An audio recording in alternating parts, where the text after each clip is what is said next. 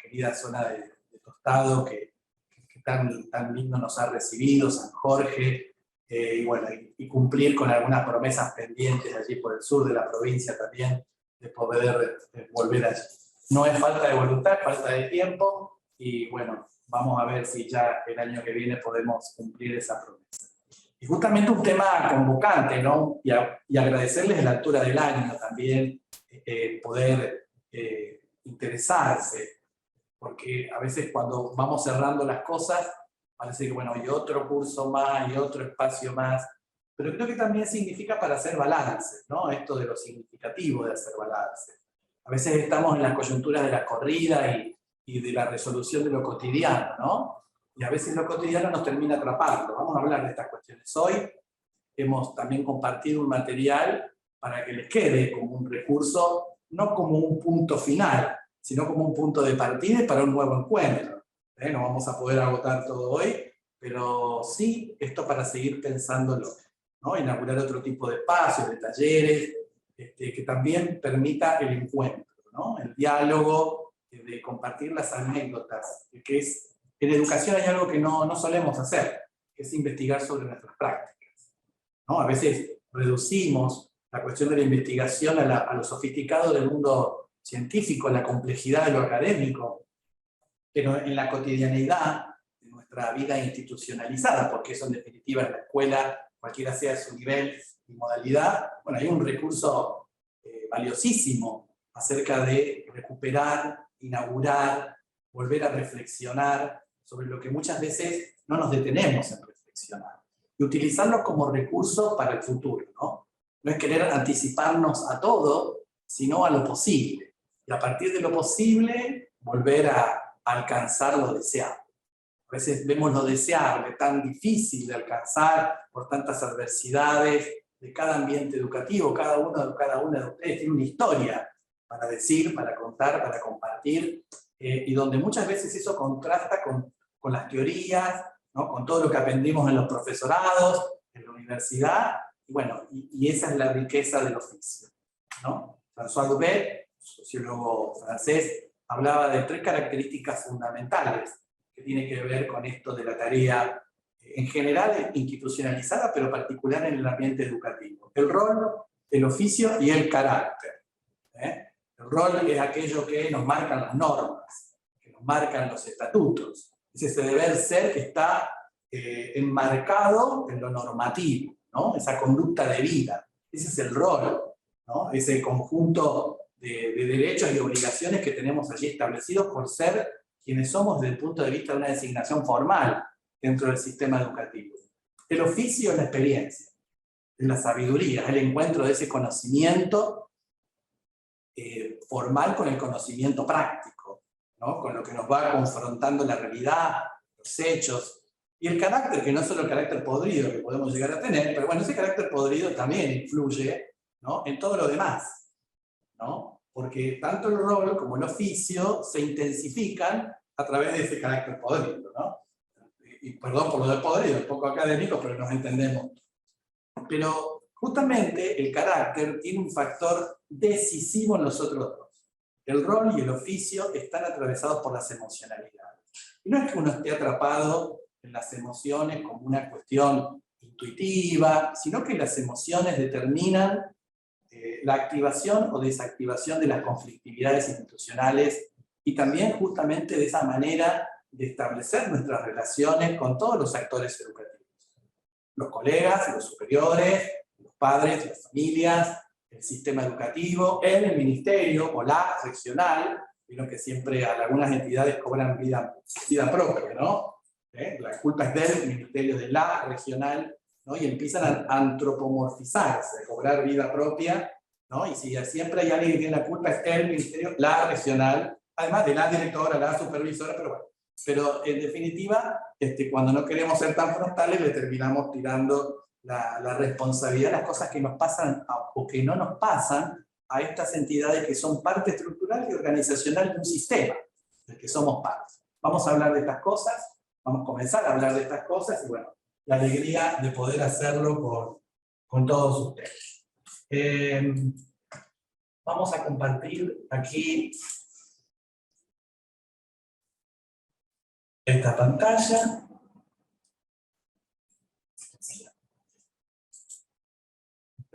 ¿Sí? Ahora sí.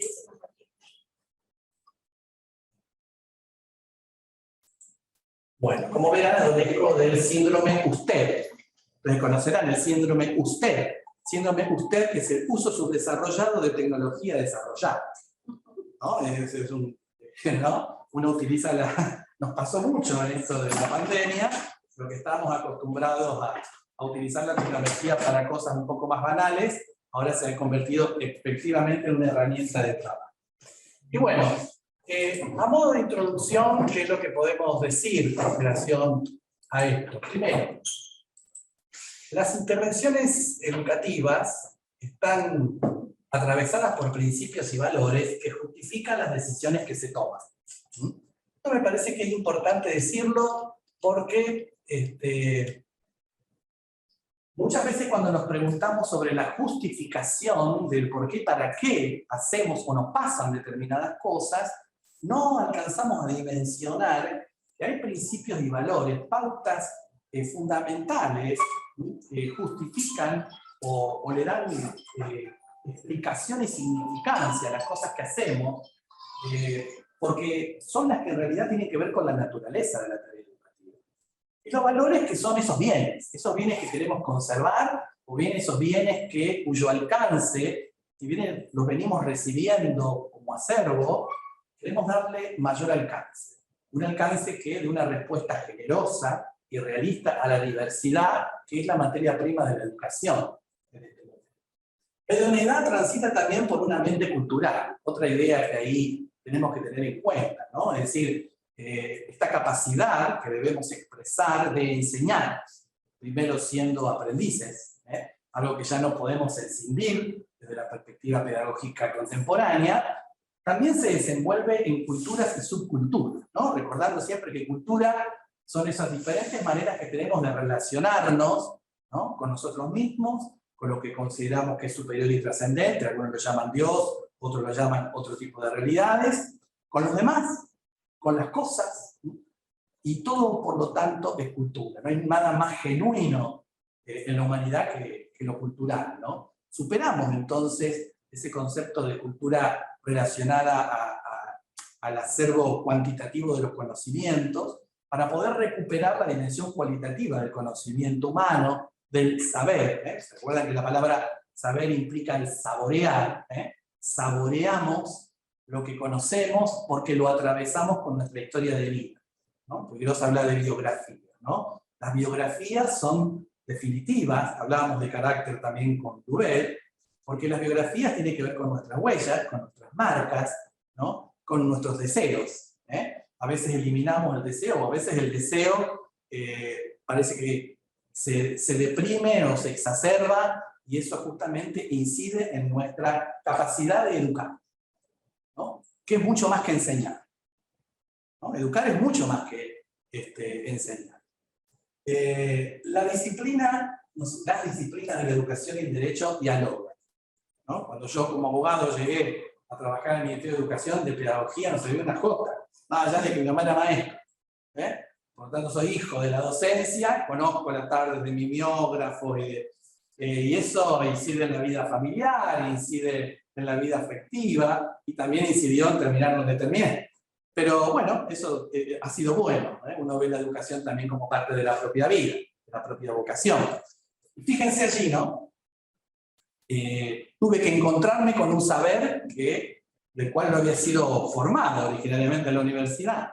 Y al mismo tiempo, cuando llego y hablo con mis alumnos, docentes, en los diferentes espacios formativos en los que me toca participar, uno empieza a hablar en modo jurídico y tiene que bajar un poco, digamos, los lenguajes, ¿no? Porque todo tiene un lenguaje que hay que codificar y descodificar.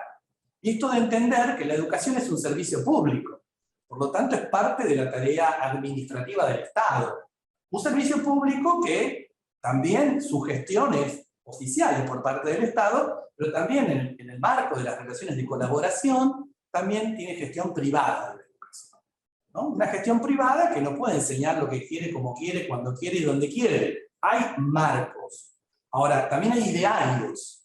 que justifican a diarios autorizados, que son parte de la cultura y que son parte de lo que necesariamente consagran los textos constitucionales y los textos de derecho internacional que han sido parte incorporados a nuestra Constitución, a partir de un derecho humano fundamental de los padres a elegir la educación que quieren para sus hijos, que responda a sus convicciones ideológicas, filosóficas, religiosas. Por lo tanto, el acceso a la educación de gestión privada no es un privilegio, ¿no? Es parte de la materialización de uno de los derechos humanos fundamentales de elegir la educación que se quiera para sus hijos. Lo vamos a ver detenidamente a esto. Entonces, fíjense cómo este universo se expande y hay que dialogar. Dialogar con un lenguaje que no es el propio para tratar de encontrar un lenguaje capaz de dar respuestas a las personas, ¿no? Porque nos pasa a veces cuando nos comunicamos con los padres, les hablamos dándole una suerte de clase pedagógica acerca de la situación de sus hijos. Y los padres se quedan mirando como diciendo, está bien, pero ¿cuál es el problema del pibe, del nene, en realidad? Es decir, está bien, una justificación rigurosa, pero esa rigurosidad se ajenizó de la posibilidad concreta de comprender dónde está el problema y qué tengo que hacer yo, como papá, frente a esa situación. Y cómo vamos a trabajar juntos. Esa incomunicación es lo que provoca mucha conflictividad entre padres y docentes, ¿no? Más allá de otras cuestiones y violencias que atraviesan la vida de las personas, que se exacerban en los ambientes institucionales y que en la escuela se hacen muy visibles, la incomunicación es un elemento crucial que lleva a los equívocos. Y en los equívocos está la raíz de la conflictividad. Muchas de nuestras conflictividades tienen que ver con los equívocos comunicacionales, ¿no?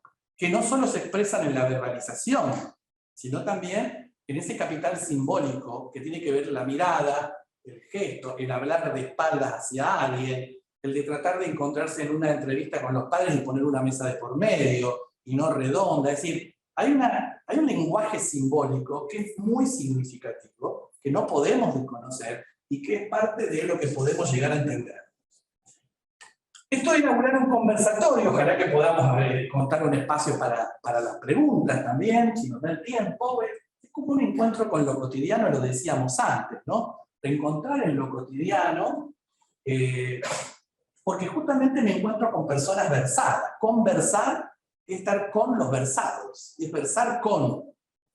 Ustedes tienen el saber específico de la educación porque caminan en la escuela, caminan sus realidades institucionales, caminan en el barrio, tienen que bajarse de colectivo y llegar a la escuela, salir de la escuela y caminar el barrio y esperar el colectivo. Y en todo eso hay un universo de cosas que van ocurriendo, de aprendizajes que van ocurriendo. Personas versadas, formadas, atravesadas por la experiencia de la realidad educativa en la que intervienen. Intervenir es venir entre. Cuando uno viene entre, se ubica entre, hay dos situaciones que se pueden ocurrir. Esto de tener que hacer lugar para poder caber, por lo tanto, esas partes que están allí se tienen que correr para que yo quepa, es adentrarse en la vida de los otros, en la vida de un alumno, en la vida de sus familias, en la vida de una institución a la que llego. Y al mismo tiempo también puede ocurrir que yo, sin correr a nadie, me acomode yo. Y ahí puede ocurrir otra cosa, ¿no? La frustración de no entender que allí donde estoy, en esa institución, estoy tan forzado, tan forzada, que esto no tiene nada que ver con mi vida. Entonces, a veces quizás no tengo posibilidad de elegir otra institución. Y eso también tiene que ver con algo que vamos a hablar, esto quedar atrapados, ¿no? A veces quedamos atrapados en esa institucionalidad en donde yo solo me tengo que acomodar. Me acomodo a la institución, me acomodo a las normas, me acomodo y todo eso a mí no me pregunta, no me interpela, me enoja en todo caso, me frustra, me cansa, y empieza una energía negativa a generarse que lo empieza a complicar todo. Hay una dimensión personal del encuentro, porque justamente, fíjense, trata el valor del compromiso con los haceres. El modo en que se procura aprovechar del oficio educativo. Eso de diferentes lugares, de diferentes perspectivas de su realización. La diferencia que es central en la vida de la institucionalidad educativa nos aporta un breve mapa de la complejidad. El Galeano, autor uruguayo, decía que cuando alguien dice que algo es complejo, a veces nos preguntan sobre una situación, sobre un problema, eso es muy complejo. Y en realidad uno cree que ha dado una respuesta fulminante, y en realidad lo que ha dicho es que es difícil decir algo acerca de eso, ¿no? Pero creo que todos entendemos que cuando nos estamos refiriendo a la complejidad, nos estamos refiriendo a esas tramas que se relacionan, que se cruzan, que confrontan, porque tienen que ver con las relaciones humanas. Entonces, tenemos en cuenta que esta complejidad, que la diversidad, es una riqueza aprovechada, es oportunidad. Si yo lo quiero ver así, porque si yo no lo quiero ver así, indudablemente va a ser una adversidad que siempre va a mantenerme excluido, ajeno, porque lo diverso no tiene que ver conmigo, porque yo soy autorreferencial, porque yo tengo todas las respuestas, yo me las conozco todas. Hace 20 años que estoy en la docencia, no me van a venir a decir a mí lo que es enseñar a un pibe o hablar con un padre. Y sí, hay que volver a aprenderlo siempre. Y este es el desafío sobre el cual queremos charlar hoy. Thomas Duvet, que es alguien que tuve oportunidad de leer y conocer en la Universidad Católica de Córdoba, cuando empecé, no lo ubiqué en mi currículum, pero empecé un doctorado en educación en la Universidad Católica de Córdoba, volví a mis maestros jesuitas allí en Córdoba, pero bueno, es una cuenta pendiente, pero conocí a Duvet en este lugar. Hay un trabajo muy interesante de él en el año 2006 que dice: el trabajo sobre los demás, fíjense lo remarcado, el trabajo sobre los demás se presenta como una actividad crítica y como una actividad ética de definición continua de los otros y de uno mismo, sin dejar de estar cada vez más apresada en la vida y en las redes de las organizaciones complejas. Toda una definición, todo un mapa de cosas que van ocurriendo y que hay elementos que quiero recuperar.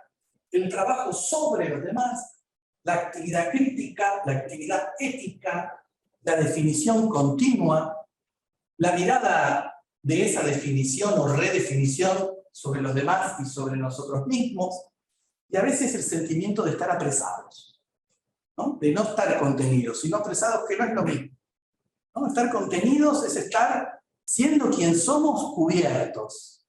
Es decir, el sistema y la organización abarca todos nuestros alcances, y esto que hablamos del intervenir, yo no me tengo que adaptar a nada. Todo se adapta a mí.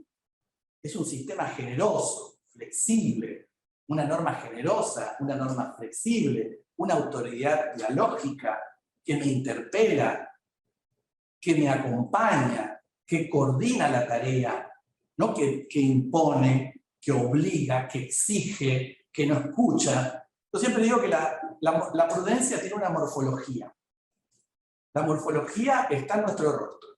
2 orejas, 2 ojos, una sola boca. Esa es la morfología de la prudencia, ¿no? Por algo hay que escuchar mucho, ver mucho y hablar poco, ¿no? Y siempre hay una secuencia que hay que seguir. No empezar a hablar, después mirar y después... No, es al revés. Escuchar y ver como una acción de diálogo simultáneo, y la palabra, que es la que configura en definitiva la realidad y puede llevarnos a los equívocos, eso va a lo último. Y en realidad se convierte, ahí está la redefinición, en lo primero que va a inaugurar una conversación, un encuentro. Los demás, fíjense, como referencialidad de la vocación educativa en general y de la vocación docente en particular. Los otros, la otredad, ¿no? La otredad nos refiere a unos cursos que están por ahí, que llegan a la escuela, que le abro la puerta, que lo siento en el banco. El alguien tiene nombre y apellido. Y quizás cuando no tiene nombre y apellido, tiene rostros, tiene miradas que recupero. Y con el tiempo serán los Gutiérrez, el rubiecito de allá del fondo, y van cobrando nombres. Y van cobrando identidades, que no es lo mismo que prejuicios. Porque a veces, en nuestra experiencia educativa y escolar cotidiana, los chicos de año a año llevan no biografías, sino prontuarios. Ahí vienen los Gutiérrez, ahí vienen los Fernández, y esos son prontuarios. ¿no? Son arquetipos muy difíciles de levantar porque no tienen oportunidades frente a ese cerramiento, ¿no? El trabajo sobre los demás conlleva un tipo de relación y es muy interesante comprobar que la etimología de la palabra relación implica una acción y un efecto de llevar algo otra vez, es unir y venir. Fíjense, y ahí se establece el vínculo. El vínculo es la consecuencia de las relaciones. No toda relación establece un vínculo. Y muchas relaciones establecen vínculos de diferentes intensidades. Pero la relación en sí misma es una acción que lleva y trae. Que no es el lleva y trae que va con el chisme. A veces también, pero es el lleva y trae, ¿no? Que implica fundamentalmente un trasladar algo hacia un lugar. Y en la educación esto tiene que ver muchísimo con trasladar lo que somos. No solo lo que conocemos, ¿no? El docente no solo enseña lo que sabe, sino que al enseñar lo que sabe, enseña lo que es. Y es el valor testimonial que tiene esto de dejar huellas, de ser provocadores. Muy importante a la hora de entender esta realidad. Y el trasladar algo hacia un lugar, primero, tiene mucho del lugar de origen.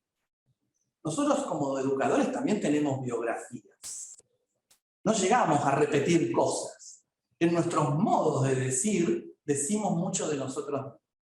En las intensidades que imprimimos en nuestras didácticas, en nuestra gestión de tiempos, en nuestra gestión del espacio áulico, del ambiente convivencial, de cómo lo obstruimos, de cómo lo habilitamos, de cómo prescindimos de lo humano que tenemos muchas veces cuando nos enroscamos, y cómo prescindimos de eso y miramos un más allá, no quedamos atrapados en esto, mirá que me dijo, que no me dijo, que me miró, que me abrió la puerta, que mirá que hoy me habló, hoy me dijo por el apellido, no me dijo por el nombre, y todo eso empieza a cobrar una carga que pesa, y que impide, que obtura, y que se empieza a proyectar en la calidad de lo que hacemos.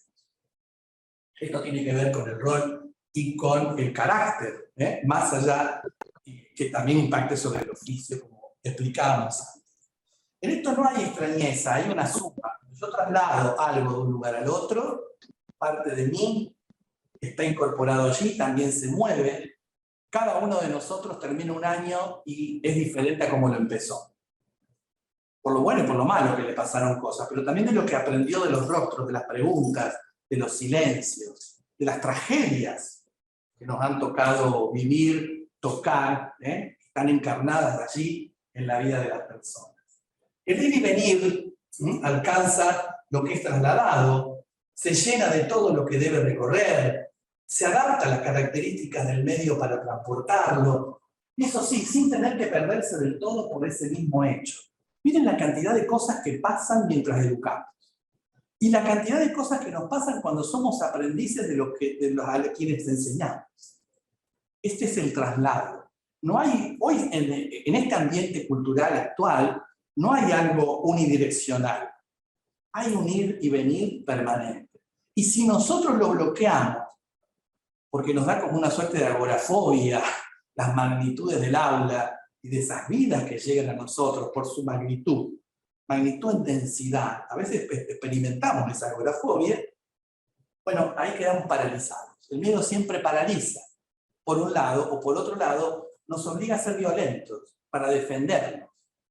Y esas violencias no solo son físicas, son verbales, también son silencios, son indiferencias, es un dar, me da lo mismo, es por qué yo tengo que hacer las cosas bien y me va tan más o menos regular o mal, y los otros hacen lo que quieren, como quieren y cuando quieren, les va bárbaro, los ascienden, los escalafonan, los premian, y yo remo, y como soy la que siempre hace, a la que siempre se le pide, y no una palmadita, y no... Bueno, y esas cosas están allí, están siendo operativas, y están incidiendo sobre todo el espectro organizacional y formal. Negar eso es negar la esencia misma de la vida que recorre nuestras instituciones, que son cuerpos vivos, que son organismos vivos. Este es el ir y venir al que yo me refería.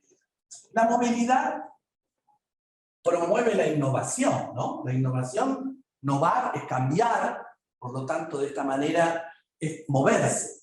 Lo que existe pasa a ser diferente, porque cambia totalmente o porque se transforma parcialmente, porque se vuelve abolicionista de lo que exige, de lo que existía, o bien porque recupera parte de lo que y lo profundiza, ¿no? La cantidad de cosas que implica la innovación como tarea, como disposición desde ese lugar de la tarea educativa. En esta movilidad, la innovación, aparece la creatividad para conservar lo que estamos trasladando, superar las distancias. Lo que estamos transmitiendo es un trasladar. Y ahí, en la innovación, somos creativos. Porque queremos conservar esas cosas. Quizás también vamos a tener que superar las distancias que nos separan de las realidades de nuestros alumnos, de sus familias, de sus creencias o de sus no creencias. Y que ninguna de estas cosas tiene que ser un obstáculo para educar, recuperar, aprovechar y devolver. Volvemos al ir y venir, a lo dialógico que se vuelve la educación. La palabra constituye una distancia considerable entre el que la pronuncia y el que la escucha. Por eso la importancia de esforzarnos siempre por ser inequívocos. La palabra configura la realidad. De la perspectiva cristiana, la palabra se hizo carne y habitó entre nosotros, ¿no? La palabra es acción, es performance en el buen sentido, ¿no? Da forma a esa realidad. Se hace presente, se hace viva y sale de encuentro. En otras dimensiones, la palabra es lo que justamente nos permite expresar. No hay algo más los sentimientos. No hay algo más angustiante que no poder poner en palabras lo que nos pasa, ¿no? Y muchas veces volvemos de la escuela con el portafolio vencidos y atravesados por enojos, incomprensiones. ¿Y cómo te fue, mamá? No me hables. Déjame que llegue, ¿no? Ese déjame que llegue es a ver cómo puedo poner en palabras prudentemente todo lo que me pasó hoy, o lo que no me pasó hoy, esperaba que me pasara o que no me pasara. La palabra, ¿no? La palabra que sitúa, la palabra que simboliza, la palabra que me da sentido. Mediante las palabras nos trazamos el mapa de lo que sentimos y de lo que deseamos y de lo que esperamos de los demás. Y de lo que, porque una vez uno está muy seguro de lo que quiere decir, pero no sabe nada de lo que el otro puede llegar a entender. Por eso la palabra tiene que quebrar distancias. Y por eso siempre debemos volver hacia nuestras palabras y hacia nuestros decires para ver qué tan inequívocos son. La expresión sobre que aparece allí puede significar a veces una relación de superioridad. Vamos a hablar de los directores, vamos a hablar de los supervisores, pero también de los docentes, ¿no? Como docentes estamos trabajando sobre la vida de nuestros alumnos. Nuestros alumnos llegan como proyectos. Nosotros tenemos que hacer que sea un proyecto de vida para lograr que ellos hagan una obra.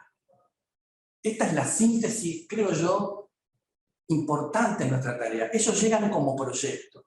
Nosotros tenemos que lograr que sea un proyecto de vida, su proyecto de vida.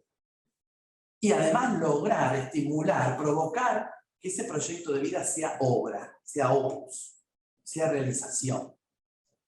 Y no ser un obstáculo, sino un estímulo de nuestra parte para eso. Por eso hoy hablamos de una escuela que no disciplina, sino una escuela, insisto en esta palabra, que inaugura, ¿no? Que estimula, que escucha, ¿no? Que abre un espacio para aprender con los demás, el aprendizaje con los demás. Por eso ese sobre no refiere a una jerarquía. Yo conozco, vos ignorás, y aquí estamos en esta relación. El trabajo sobre los demás es un involucrarse, es un adentrarse en las historias, sin ser cómplices. Porque en las historias están las luces y las sombras. Y eso es parte de lo humano. Y todo eso es lo humano, y todo eso es material de nuestro trabajo. Todo eso debemos recuperar.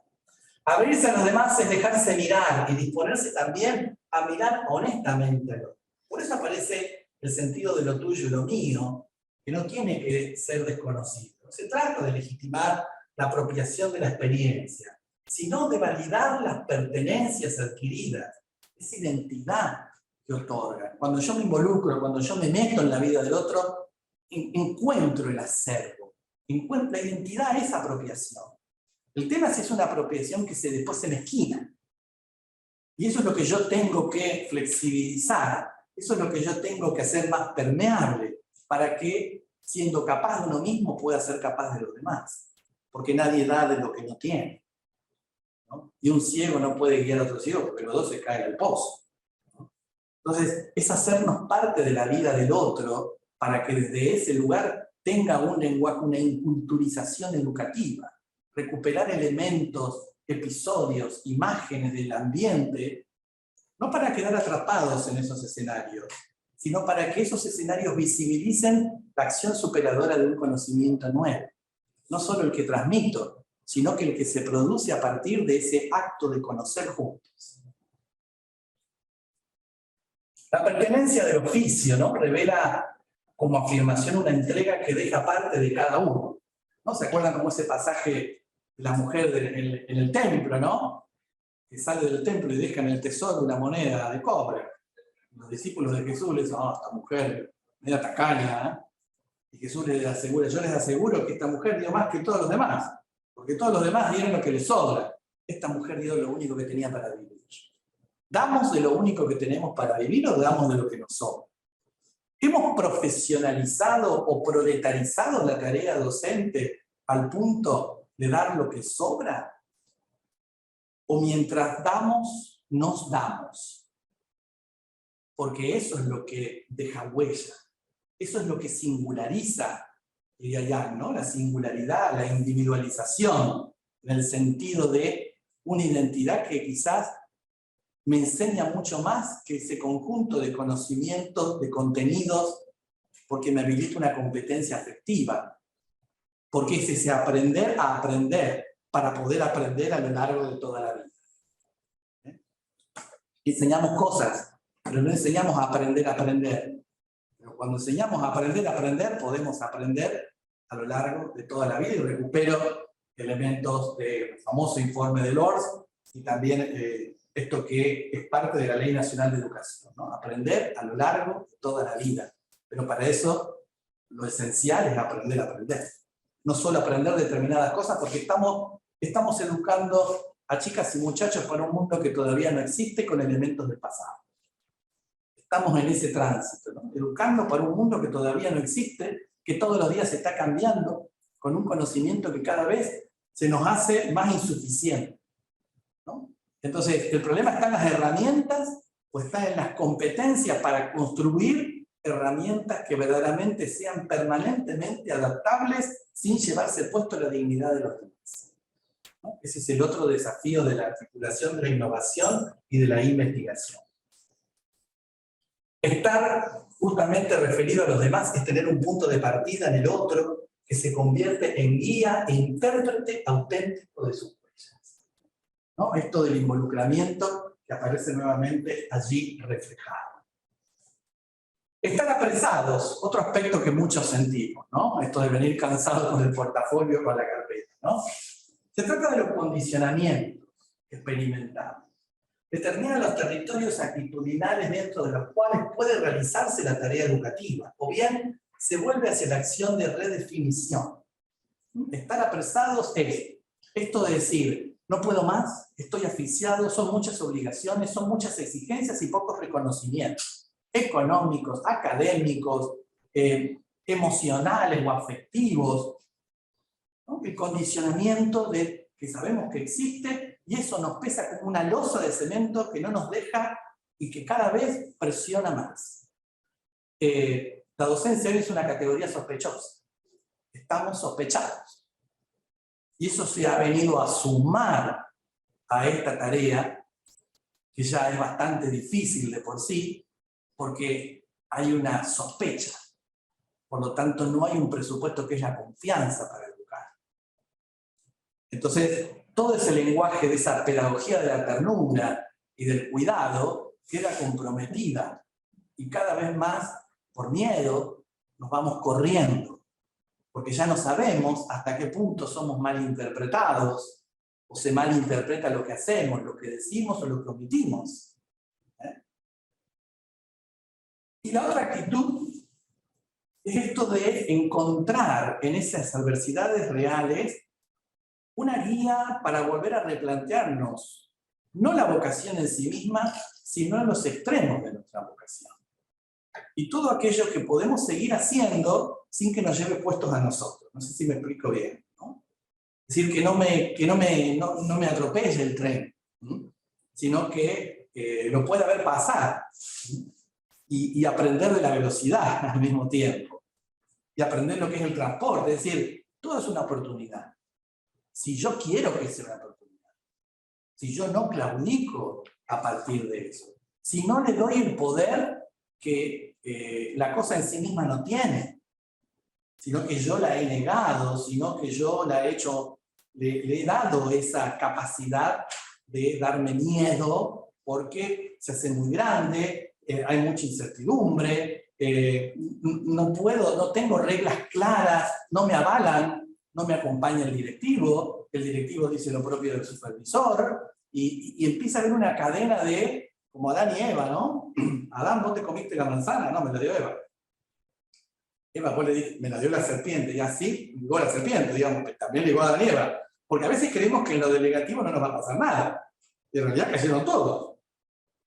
Y tenemos esta actitud delegativa, ¿no? E insisto, en la adversidad hay muy buenas razones que justifican a veces nuestros miedos y nuestros detenimientos, pero son malas excusas siempre. Siempre son malas excusas. Son buenas razones, pero son malas excusas.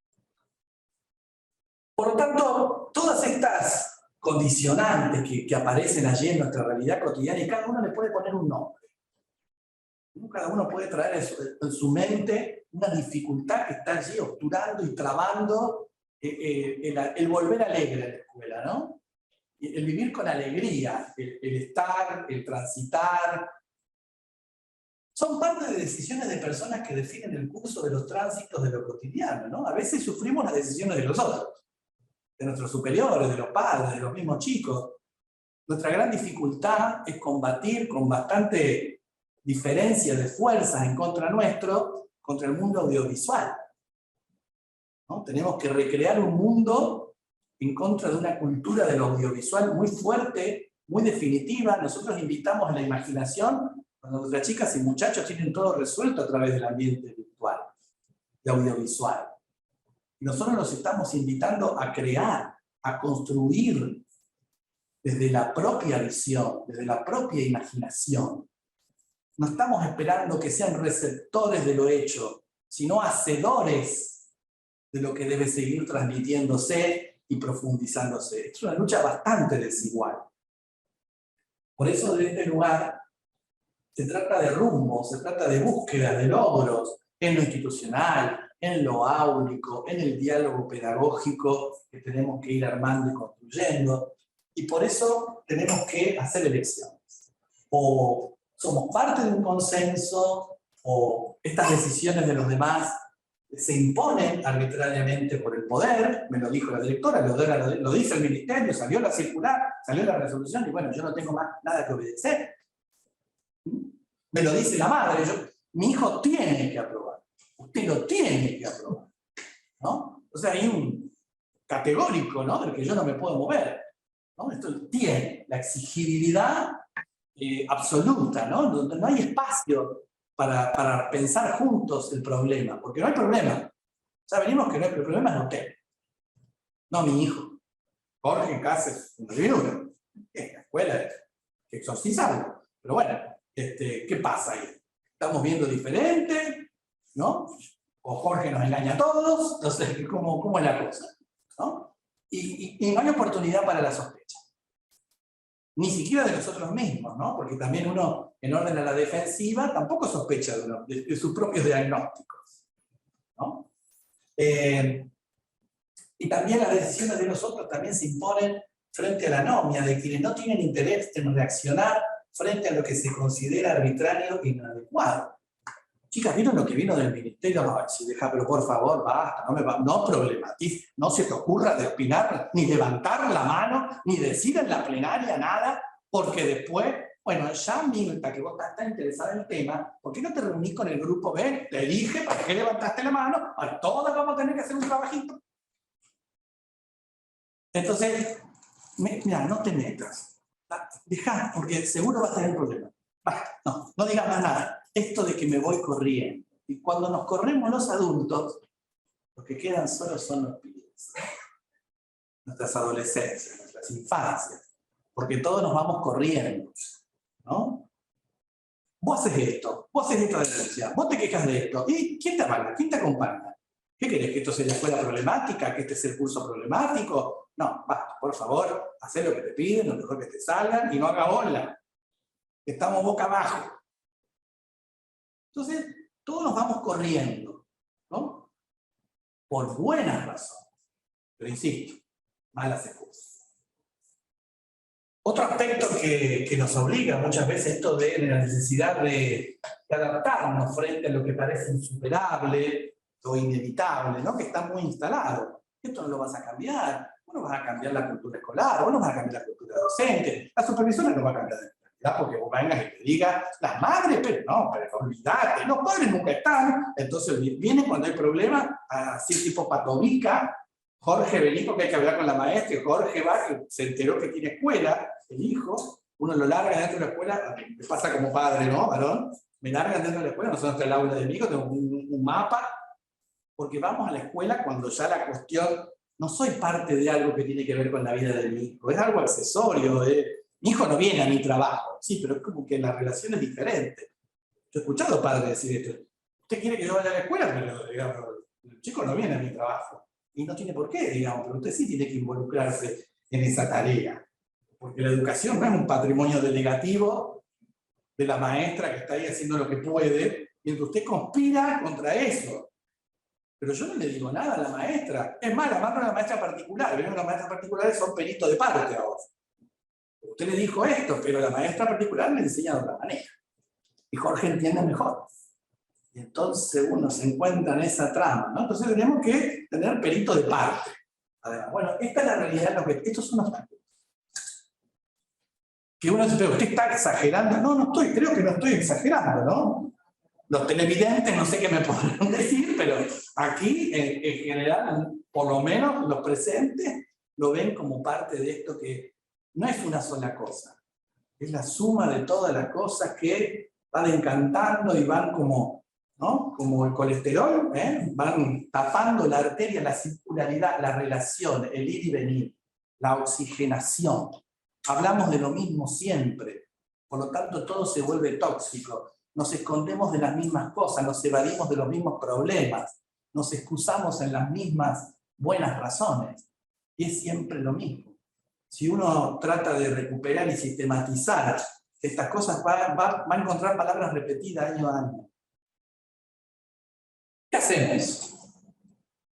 Nos jubilamos, nos pedimos licencia médica, bueno, es una alternativa, no abusen porque no hay presupuesto que aguante, pero bueno, a ver, ¿qué hacer? Se trata de trabajo de interior, en el mundo de lo propio como de lo otro. Y esto tiene que ver con lo ético, ¿no? Que Dubet lo reclama.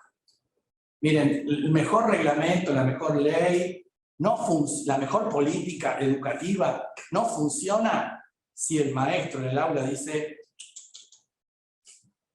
acá, y del aula para adentro, la que manda soy yo. Que también se quebró eso, porque vieron que los chicos hablan ahora, ¿no? Y cuentan lo que les parece, lo que quieren, y ese informante, hablante, que hace uso de la palabra, porque ahora puede hablar, ¿no? Crea otro nivel de relación, donde tenemos que rendir cuenta de nuestros haceres, ¿no? ¿Y estamos preparados para rendir cuenta? La autoridad pedagógica, ¿no? Que está como legalmente como una obligación de los padres de respetar la autoridad pedagógica del docente, pero que no es el título, no es la cantidad de años, no es el oficio, es la capacidad de dar respuestas que se entiendan, ¿no? No sé si se aceptan, pero se entienden. entonces la responsabilidad está trasladada en el interlocutor. Pero eso me habilita inclusive al consentimiento informado. Yo digo que sí porque entendí, digo no porque entendí. Y si me hago el que no entiendo, visibilizo que no quise entender. Pero las explicaciones fueron claras, sistemáticas, documentadas, ¿no? Tenemos que llenar de papelitos, ¿no? Que no es una apología de la burocracia, sino de la responsabilidad. Porque yo le dije, ¿cómo le dije? Le mandé el WhatsApp, ¿y dónde qué? ¿Dónde está escrito? No, pero firmó el consentimiento, pero ¿entendió lo que firmó? Porque si no lo entendió, eso no vale. Por más que esté la firma, se lo aclara. Eso es consentimiento informado. Entonces ya no se trata de autoriza a mi hijo a la excursión, ¿entendió quiénes van a ir? ¿Cómo va a ser la actividad? ¿Qué riesgo van a hacer? ¿Cómo estamos preparados para el riesgo? No, todo eso no se lo explicamos, porque yo alguna vez fueron a la escuela y salieron de excursiones, sí, pero la escuela de hace 20, 30, no es la misma de ahora. Los riesgos tampoco, los pibes menos. Entonces, explicamos todo, porque después, si usted me hubiese dicho eso, yo le digo que no. Ah, pero bueno, pero usted firmó. Bueno, y en esa controversia, imagínense quiénes pierden. ¿No? Ser resilientes. Sublimar, dicen mis alumnos de psicología, profe, hay que sublimar, sublime el enojo, profe. Es sublimar, ¿no? Es hacer que las energías sean reencauzadas hacia un otro lugar. Porque si no viene la frustración, si no viene la angustia, y ¿saben qué? Nos enfermamos, nos divorciamos, y somos infelices, y somos infieles. Bueno, todas las cosas que nos terminan pasando y las que nos terminan explicando, tiene que ver con las heridas no curadas, con los enojos no resueltos. Eso también es un recorrido que hay que hacer, una interioridad que no se queda en ese lugar, sino que nos enferma en todos los órganos. Nos enferma en las miradas, nos enferman en los lenguajes, nos enferman en los tratos. Recuperar esos márgenes de la realidad donde se puede aprovechar intensamente recursos emocionales, cognitivos, didácticos, gestuales, que favorecen en las personas la significatividad necesaria para no quedarse sufrientes y detenidos. Todo está mal, todo está mal. Si aceptamos este categórico y esta sentencia, va a seguir mal. Cambiar la mirada, cambiar el paso, decía mi hermano, cambiar el paso. Volvete a acostar y levantate con otro pie. ¿No? Y esto, como decíamos también en el pueblo, no somos machos, pero somos muchos. Entonces, frente a la adversidad y a la vulnerabilidad que nos pasan, esas magnitudes, esas antropomorfizaciones del ministerio, la directora, la supervisora, el representante legal, cada uno tiene con lo que sueña, ¿no? Que le anda dando vuelta. Bueno, hay que cambiar la perspectiva, ¿no? Ahí no lo voy a cambiar. Entonces tengo que trabajar sobre mí mismo para que eso no se me precipite, porque, ojo, quizás yo le he estado dando vida a esa monstruosidad simbólica que me persigue, que me oprime, que me cuestiona, que lo tengo ahí, que yo le di vida a ese monstruo. Ese monstruo sigue viviendo, sigue pidiendo, sigue haciendo, y yo lo fagocito con mi propia configuración. Las decisiones de los otros, que causan impacto en la propia vida o la de aquellos entre los cuales educamos, suelen no ser constantes, no son sistemáticas, pierden proximidad con esas realidades sobre las cuales se imponen, ¿no? A veces esa orden que no puedo entender, que no puedo ejecutar, pero se le exige que haga, que cumpla. Bueno, a veces la vivo como que está todo el día ahí, latente, esperando a ver cómo lo hago, en qué momento lo hago. En realidad es esto de ese monstruo que yo creo. Pero no están con un controlador o un dron que me está siguiendo. Y yo lo vivo así, es como estoy viviendo algunas realidades en mis prácticas. Es desde esa progresiva pérdida de fuerza de las medidas donde se pueden construir escenarios capacitantes de la innovación. Si yo siempre estoy sintiéndome observado, cuestionado, negado, ignorado, y bueno, no hago nada. Y total, lo que haga nunca va a estar bien.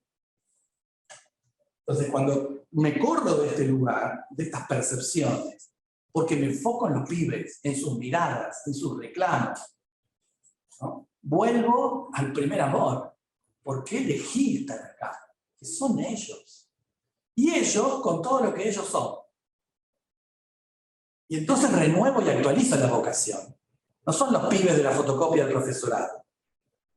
Son los pibes con nombre y apellido en esa realidad, en ese barrio, en esa institución, los que me dan fuerza, los que lloran conmigo, los que me abrazan cuando se van. Son esas historias. Los que me saludan en un banco porque son egresados que me reconocen, no que me dejan pasar en la cola, aunque a veces uno tiene los beneficios. Son esas historias que no se fueron porque uno nunca se fue de las historias de vida de ellos. Devolver lo recibido, bueno, esto también es parte de este ir y venir, que los invito a una lectura. Veo los tiempos, quiero no hay mucha info que compartí, pero quiero ir a esto de, precisamente, que tiene que ver con los roles. Lo cotidiano de la escuela y la escuela de lo cotidiano. Lo cotidiano de la escuela es lo que nos pasa todos los días. Y la escuela de lo cotidiano es que eso que nos pasa todos los días se recupere y se vuelve una enseñanza. Lo cotidiano enseña, ¿no? Porque es la persistencia, no es la ocasionalidad. Es hacer las cosas bien, es la gota que mella la piedra, todos los días, porque ser buenos cada tanto es bárbaro. Pero hacerlo todos los días hay que tener coraje. Y eso es lo que justamente marca la diferencia de la tarea educativa como un bien público. No somos bienes individuales los que gestionamos, es un bien público. Y un bien público no es un bien de nadie, es de todos. Porque lo que no es de nadie, vieron como cuando se vandalizan las plazas. ¿Por qué se vandalizan las plazas, los monumentos, lo público? ¿Por qué se quiebra, se rompe lo público? Porque pareciera que no es de nadie, pero es de todos. Ahora, lo público no ha sido capaz de incluirme. Por eso no tengo pertenencia. Por eso no hay algo de mí allí que implique una apropiación. Y así se pierde el sentido del bien común, ¿no? Porque el bien común no es una construcción etérea. Es todo lo que uno también encuentra allí de uno. Por eso el bien común se engrandece y se enriquece. Y la escuela, la institución, el ideario, si se encarna en la vida de las personas que lo transitan, se enriquece, no se pierde. Entonces, el ideario también tiene que ser habilitante de lo que yo pueda aportar, de lo que yo pueda cuestionar, ¿no? No hay que tenerle miedo al cuestionamiento cuando es generoso, cuando es honesto y cuando no es destructivo. De allí varios elementos que aparecen. ¿Qué decimos cuando hablamos de lo que nos determina, ¿no? La realidad que experimentamos? Lo decíamos antes, por eso no lo quiero recuperar, pero sí, ¿qué decimos? Las buenas o las malas experiencias cotidianas en el ambiente educativo deprimen o estimulan, ¿no? Quedando muchas veces encajados en ellas de modo casi absoluto. Pueden superarse, removerse, pero solo en la medida en que se fortalezca el agente educativo para que pueda comprender el poder que estas realidades tienen, tanto y cuanto le otorga un sentido positivo o negativo, estimulante o de sujeción a la persona que las transita a estas experiencias. Nuestra manera de vivir y sobrellevar estas experiencias nos miran a nosotros mismos. Por lo tanto, tenemos que saber mirar, volver a mirar.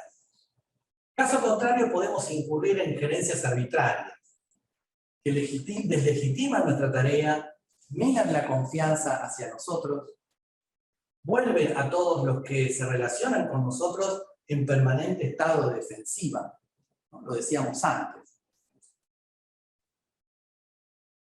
Y siempre el equilibrio es artesanal en nuestras relaciones humanas. Existe mucho de talento. Lo posible no desconoce lo deseable, ¿no? Porque dicen, bueno, pero no podemos hacer otra cosa, chicas, a ver.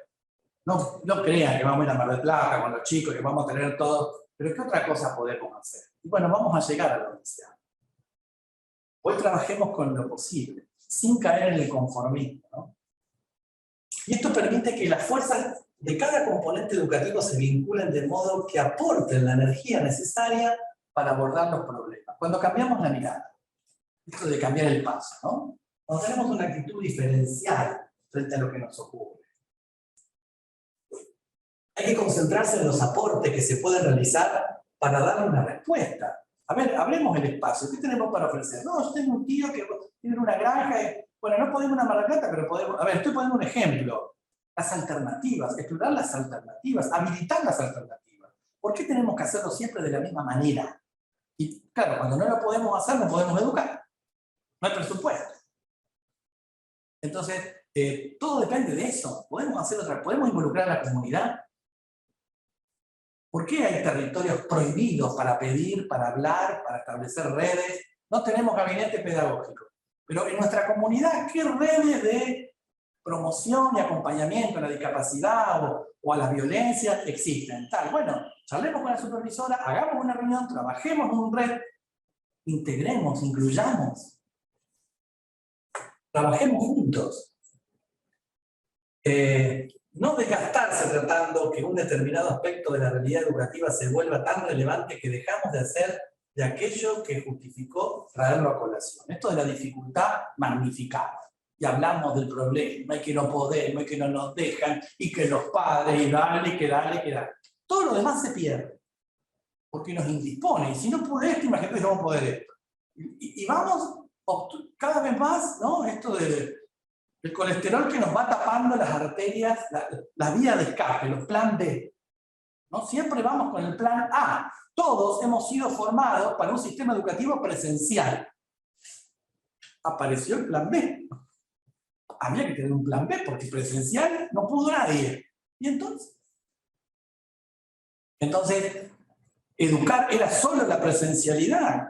Y esto es una interpelación a la formación docente, la inicial y la de posgrado, y cómo seguimos aprendiendo de lo que nos pasó. O pasó y ya está, pasó, paso pisado, una mala experiencia, un mal recuerdo, lo negamos. Entonces, y no solo sufrimos las consecuencias sino que aprendimos de lo mucho que pudimos aprender, pese a tantas cosas que otras no pudimos aprender. Transformar nuestro rol, transformar nuestra mirada, transformar nuestra disposición, nuestras herramientas, construir herramientas nuevas. Necesitamos tener un aval también, una garantía frente a esos desconocimientos, negaciones, especialmente cuando los interlocutores son la familia, porque se educa a todos. Tenemos que educar a las familias. La familia, tenemos que hacer una escuela para padres, para que sean padres que educan con nosotros, y no pensamos esa alternativa. Pero no salió la circular en la resolución del ministerio que nos diga que cómo tenemos que... Y tenemos que esperar, bueno, ya vamos a hablar de la reglamento FIP. ¿Cómo obtener esa garantía? Bueno, investigar y trabajar institucionalmente esas experiencias, definir condiciones generales, marcos de actuación, maneras de interpretar o descifrar discursos y gestualidades. E indudablemente gestionar el riesgo en la innovación. Y ojo, no confundamos innovación con debilidad e improvisación. Y cada uno sabe a qué realidad nueva puede aplicar esta advertencia.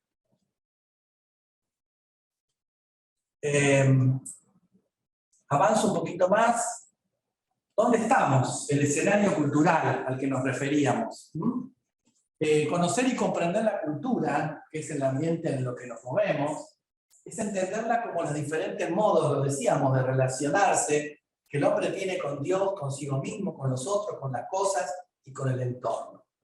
Y fíjense que en el escenario cultural moderno tenemos parámetros muy fáciles de resolver. Primero, la racionalidad, la búsqueda de certezas, el antropocentrismo, el método científico para conocer y el concepto absoluto de libertad, el antidogmatismo, la institucionalidad, capital que ha quedado en la posmodernidad, la igualdad, el sentido de la homogeneidad para garantizar el orden, la distinción terminante entre lo público y lo privado como zonas o territorios de disponibilidades o indisponibilidades, la ética racional y funcionalista o programática. Esa es la posmodernidad. Pero esta modernidad experimentó una crisis. Se inflamaron en algunos episodios, entre otros, que yo recupero entre ellos, las guerras mundiales y la visibilidad de los genocidios. el capitalismo libertario y racional, las reacciones revolucionarias y los totalitarismos ideológicos y estatales, esta idea de pensamiento único, la crisis de las instituciones y la representatividad como incapaces de evitar o resolver las grandes demandas de paz, seguridad, igualdad y no discriminación. Tenemos las Naciones Unidas, pero nunca he visto tanta guerra como ahora. Tenemos declarados derechos para lo que busquen, pero nunca se han violado tanto los derechos humanos como en el siglo pasado y lo que va de este siglo. ¿Qué nos pasa? ¿Qué pasa? La posmodernidad es una época de justamente desencanto, también llamada modernidad tardía, retrocesión del sujeto hacia el egoísmo y hacia el individualismo, la sustitución del sujeto y los vínculos sociales por la potencialidad tecnológica que le reporta y lo hace prescindir del otro y del aparato de las instituciones. Muchas veces esto también se demanda, ¿no? Bueno, ahora lo bien que nos fue con la virtualidad, vamos a eliminar la presencialidad. Y no hay mejor manera de educar que no sea a través de... Y todo lo demás, ¿no? Estas idolatrías de algunas buenas soluciones, ¿no? Pero vieron antes, el mayor desafío tecnológico en la educación era tener un proyector de transparencia. Entonces era todos pelearse para tener el proyector de transparencia. Ahora en las aulas con cañón, va cambiando el recurso y vamos enamorándonos de algunas cosas sin las cuales no, yo sin el cañón no puedo educar. ¿Cómo harán en la India o en las tribus? Bueno, a veces quedamos atrapados. Acá hay otro tema. Algunas estrategias didácticas o recursos didácticos, ¿no?, se absolutizan. Y perdemos la esencia de lo que son posibilitadores de otras realizaciones y de otras provocaciones de los aprendizajes. ¿Qué características tiene esta modernidad? La vida en red, consumo, fetichismo, ocio y superficialidad, la ruptura o la antinomia entre el placer contra el sacrificio, el hiperbienestar, pero que es una oscilación entre alegría, nostalgia y ansiedad. Esto lo ven mucho en las escuelas ustedes, muchos chicos medicados inclusive a partir de estas detecciones de extremismos actitudinales y conductuales. El riesgo, pero no un riesgo creativo, sino es un riesgo absolutamente que no es el riesgo por el riesgo mismo. No es un riesgo que provoca el encuentro con la novedad, sino que es un riesgo por hacer cosas, ¿no? La información y el conocimiento, vivimos en una sociedad de información. La comunicación versus el aislamiento, estamos hipercomunicados, pero en realidad es una comunicación que evita muchas otras cosas que lo presencial construye. La mirada, el intercambio inmediato, y eso a veces genera también el aislamiento, porque la virtualidad nos da la seguridad de la creación de lo imaginable, ¿no? Entonces, lo que reflejamos es lo que realmente somos, o la foto del Facebook trucada. Yo les digo que tengo que hacer verdaderamente un esfuerzo de aplicativos tecnológicos para sacar esto, que me consume toda la memoria.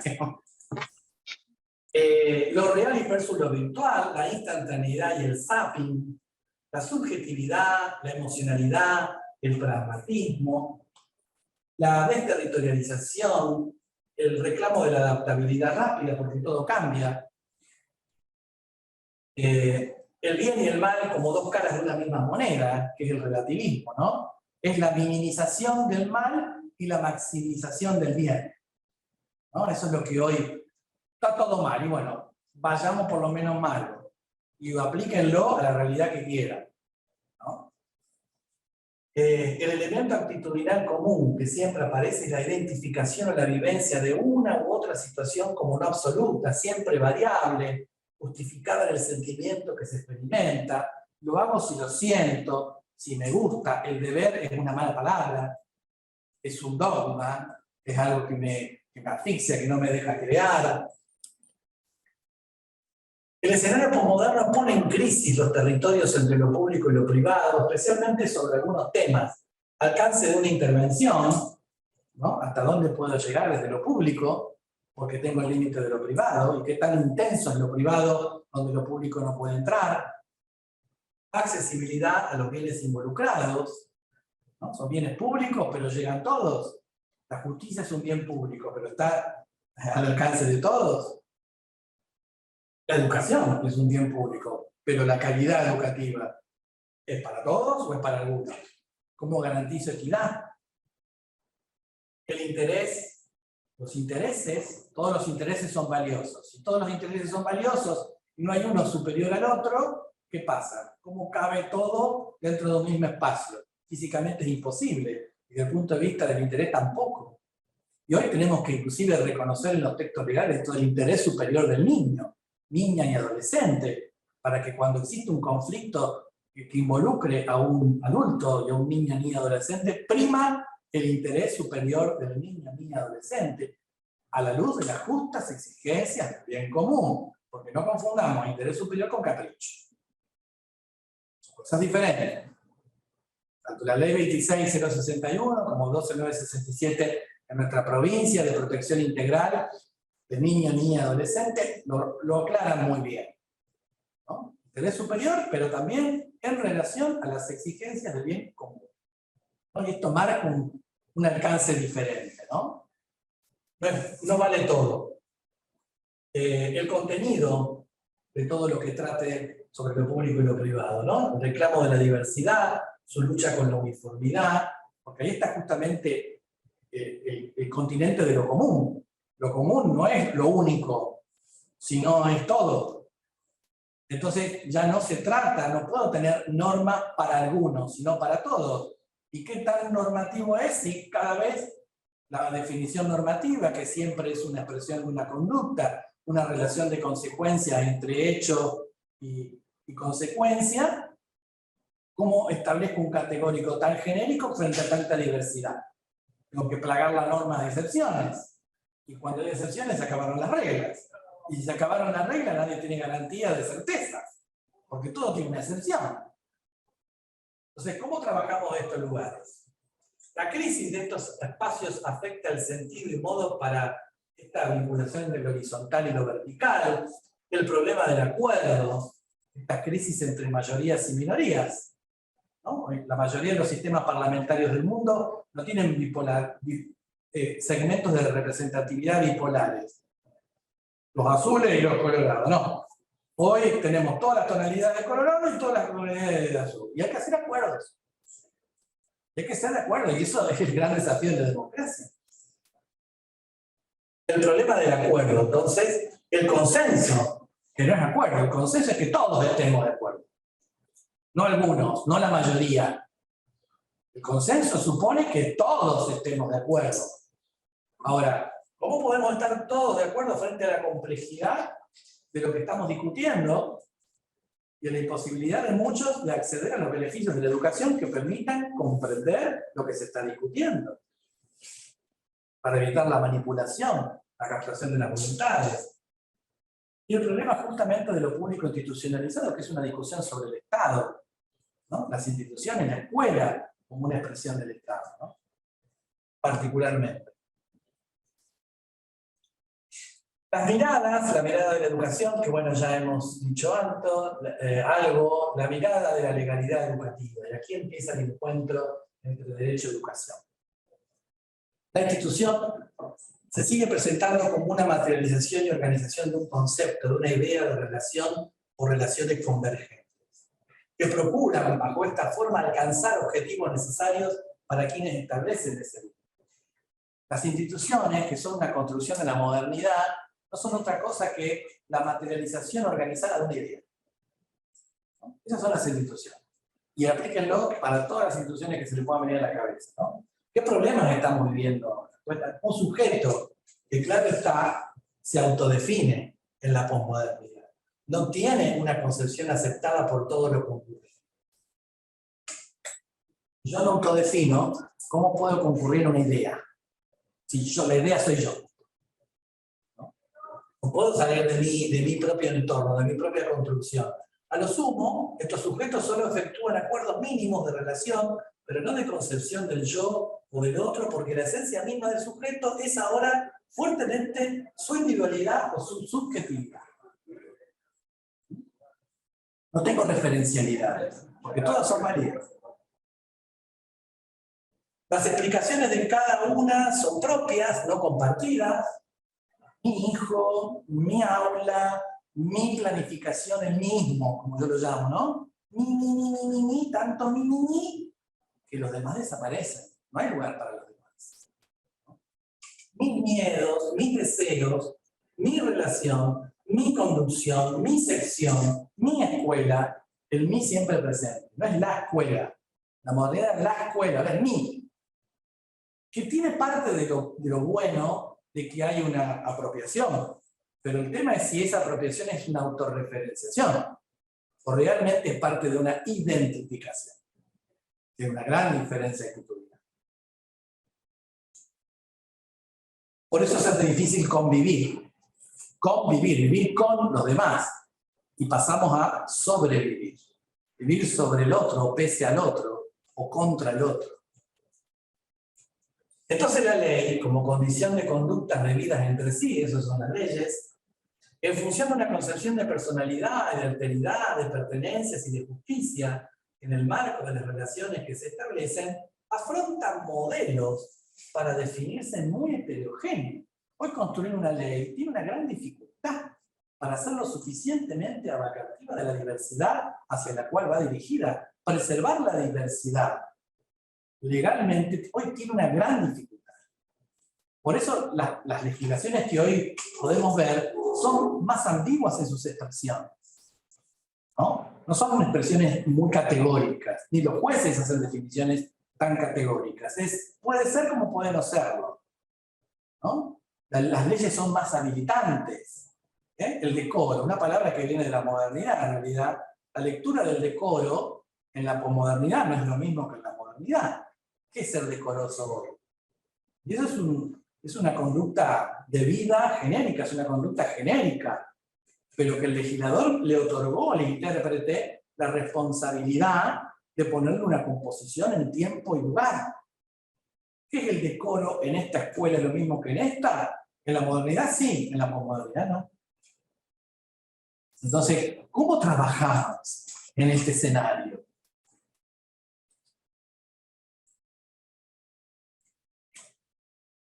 Bueno, la ley y la legalidad tienen estas dificultades, ¿no? Toda ley tiene la dificultad de los hechos, ¿no? La ley es una construcción formal, enunciativa, genérica, que se encuentra con los hechos. Y hay tantos hechos que las leyes no pueden abarcar todos los hechos. Por lo tanto, ahí tenemos que interpretar las leyes y redactar leyes que más que normas sean hormas.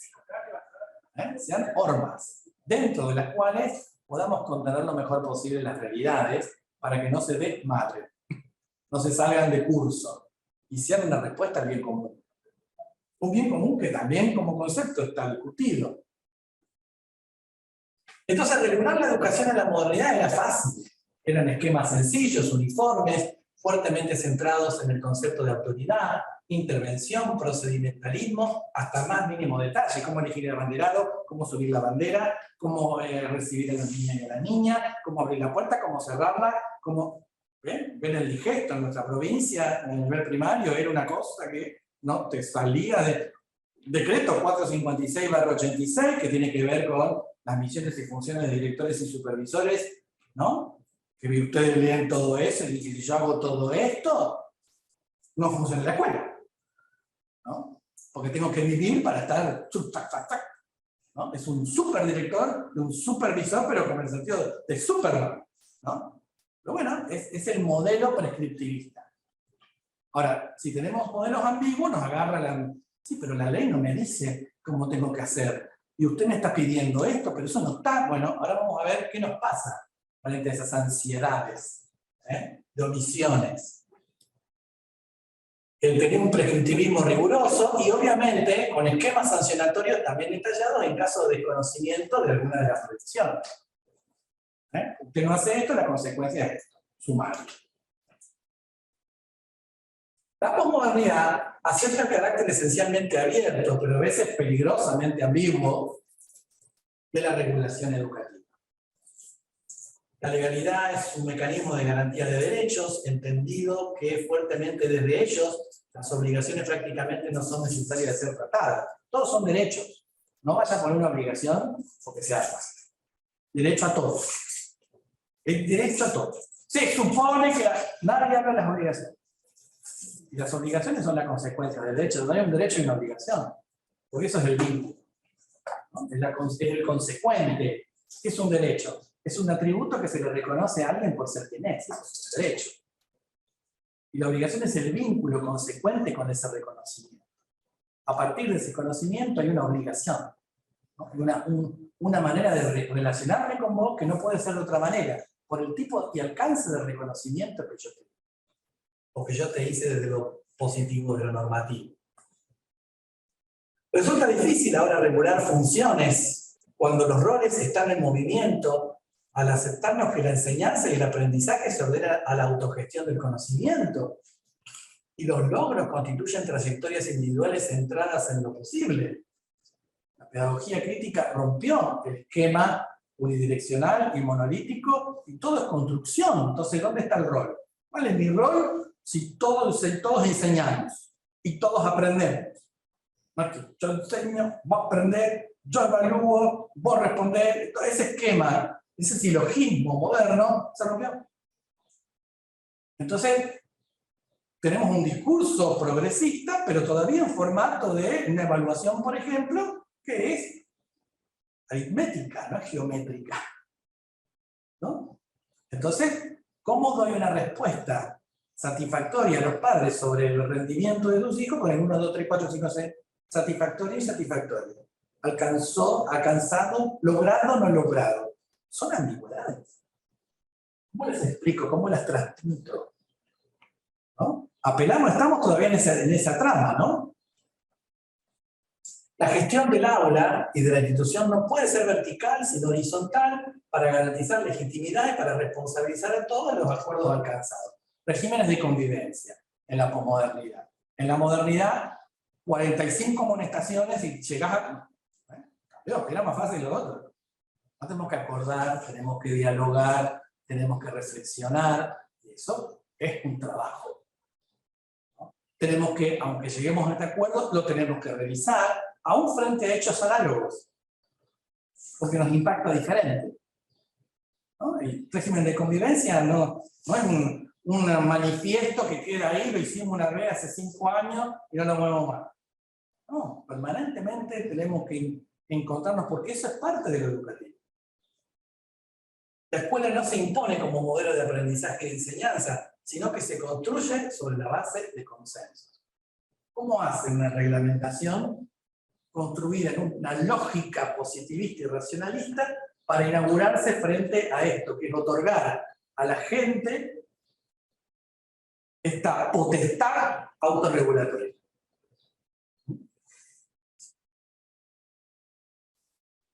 Fíjense, la legalidad nos dice varias cosas en la educación, al mismo tiempo de la naturaleza misma de la educación. Ninguna ley en nuestro país nos decía lo que era la educación. Fue la ley 26.206, en su artículo 122, por ejemplo, que nos dice que es la educación, un bien público, artículo 2, un derecho personal y social garantizado por el Estado. Lo que la educación es, para la ley, es un bien público, un derecho personal y social. Clic, clic, clic, clic. Garantizado. ¿Qué es garantizar? ¿Cómo se garantiza? Por el Estado. ¿Solo por el Estado?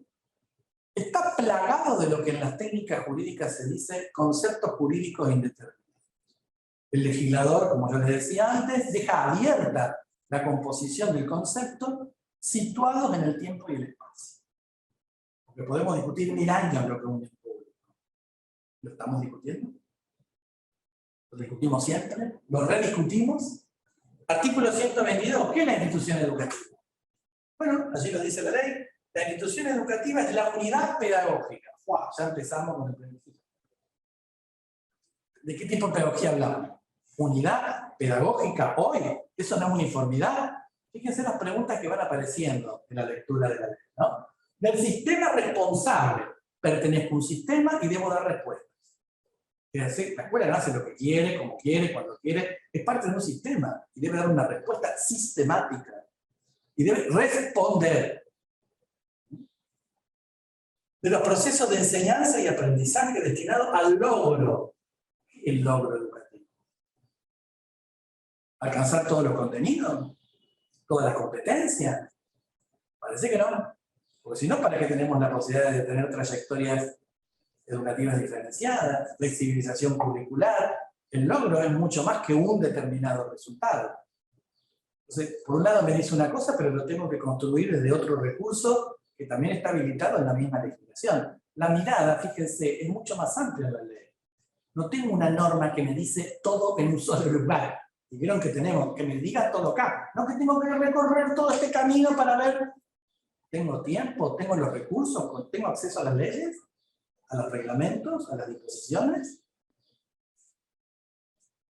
Bueno, encima la participación. Para ello. Por lo tanto, me lo está sujetando una comisión. Para que esto ocurra, tienen que favorecer y articular la participación. Y miren la lista de los que tienen que participar.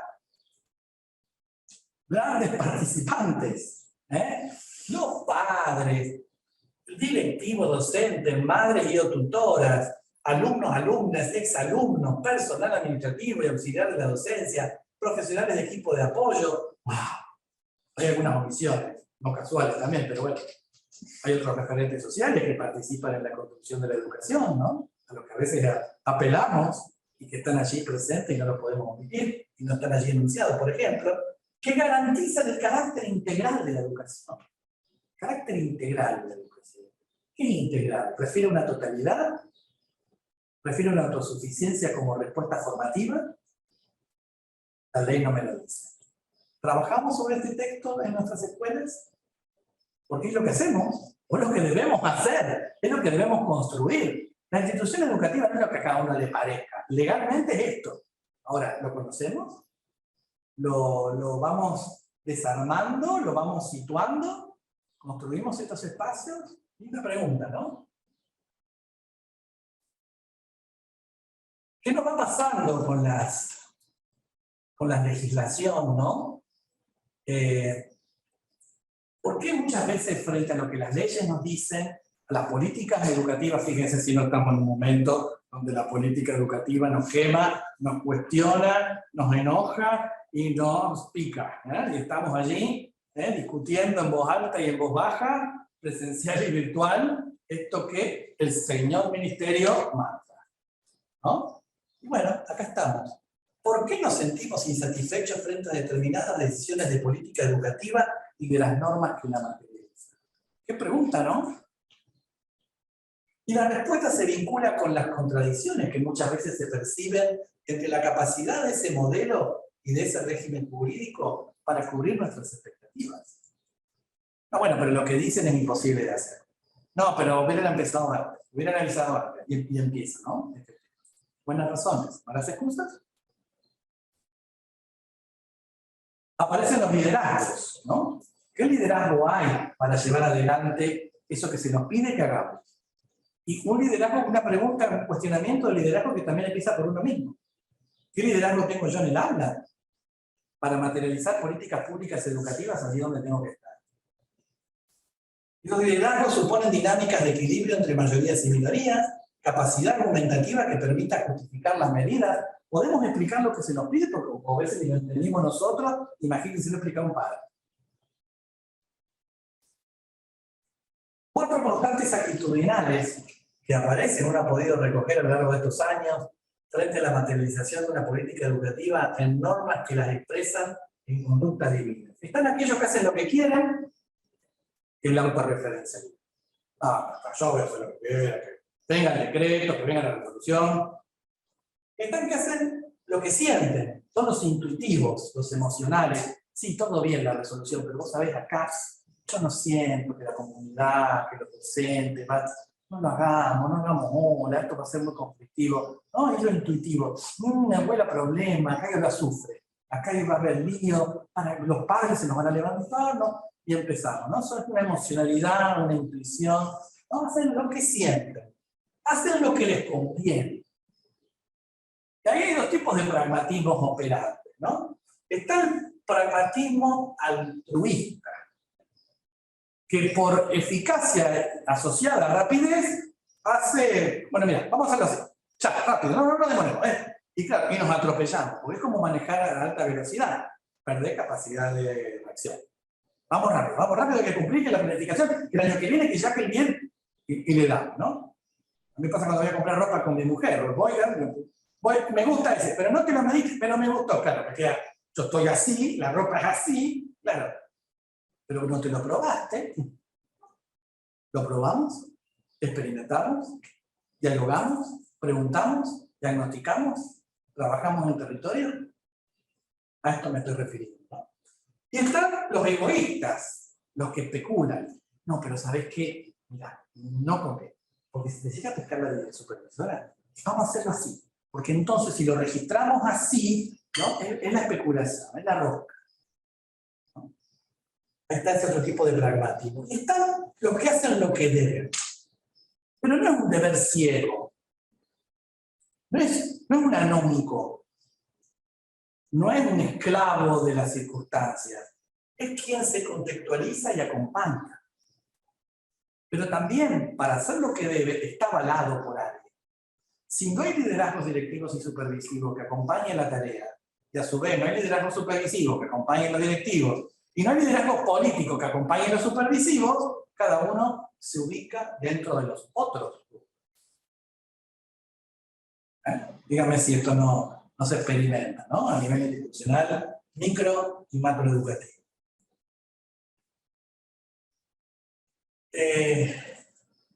Hay un gran problema en la relación entre los actores educativos y la normatividad, ¿no? Y hay un tema entre la obediencia y los hechos. La ley es la materialización de la voluntad de una sociedad, por eso hay que respetarla, porque vivimos en democracia.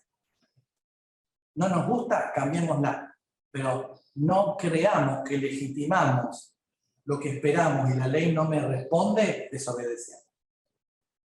Porque eso no es vivir en el Estado de Derecho. Cuando no se vive en el Estado de Derecho, después no pidamos lo mismo que provocamos. Que no pueda ocurrir. ¿Por qué fracasa la legalidad? Bueno, muchas veces por la incapacidad de lograr la obediencia como conciencia de cumplimiento. Esto refleja la vulnerabilidad sobre el real contorno del bien común, del cual se participa. Hay una pérdida de autoridad ordenadora. Hay una pérdida de garantía para hacer posible el ejercicio de los derechos y el cumplimiento de las obligaciones.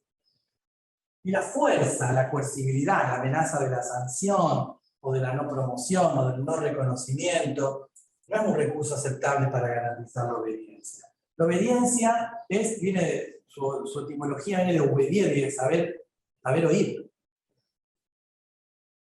El que sabe oír, el que obedece es el que sabe oír. Entonces, ¿sabemos oír? ¿O escuchamos lo que queremos o nos tapamos los oídos? Porque el derecho es la respuesta que brinda la racionalidad para evitar la justicia por mano propia o la venganza privada. Si no hay derecho, pasan estas cosas.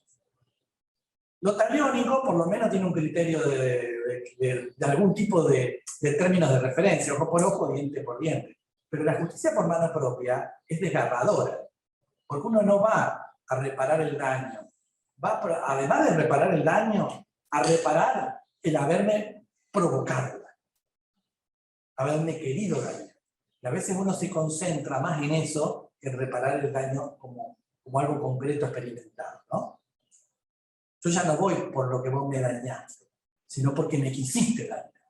Y eso me duele más que el daño mismo. Y esto pasa mucho en educación. Por eso se reclama hoy la horizontalidad, donde la construcción del derecho permita que la obediencia sea una consecuencia de la propia participación en estos diseños reguladores de nuestras prácticas. Y yo soy parte de lo que voy a tener que obedecer, lo voy a obedecer. Si yo no participé en esa construcción, es ajeno, me llega de arriba. No es mío, no me dice nada de mí, no tuve oportunidad de participar.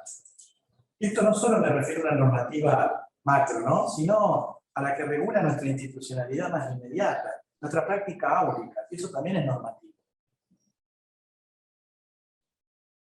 Y es una ética en y por la participación. Entonces ya no es una ética abstracta.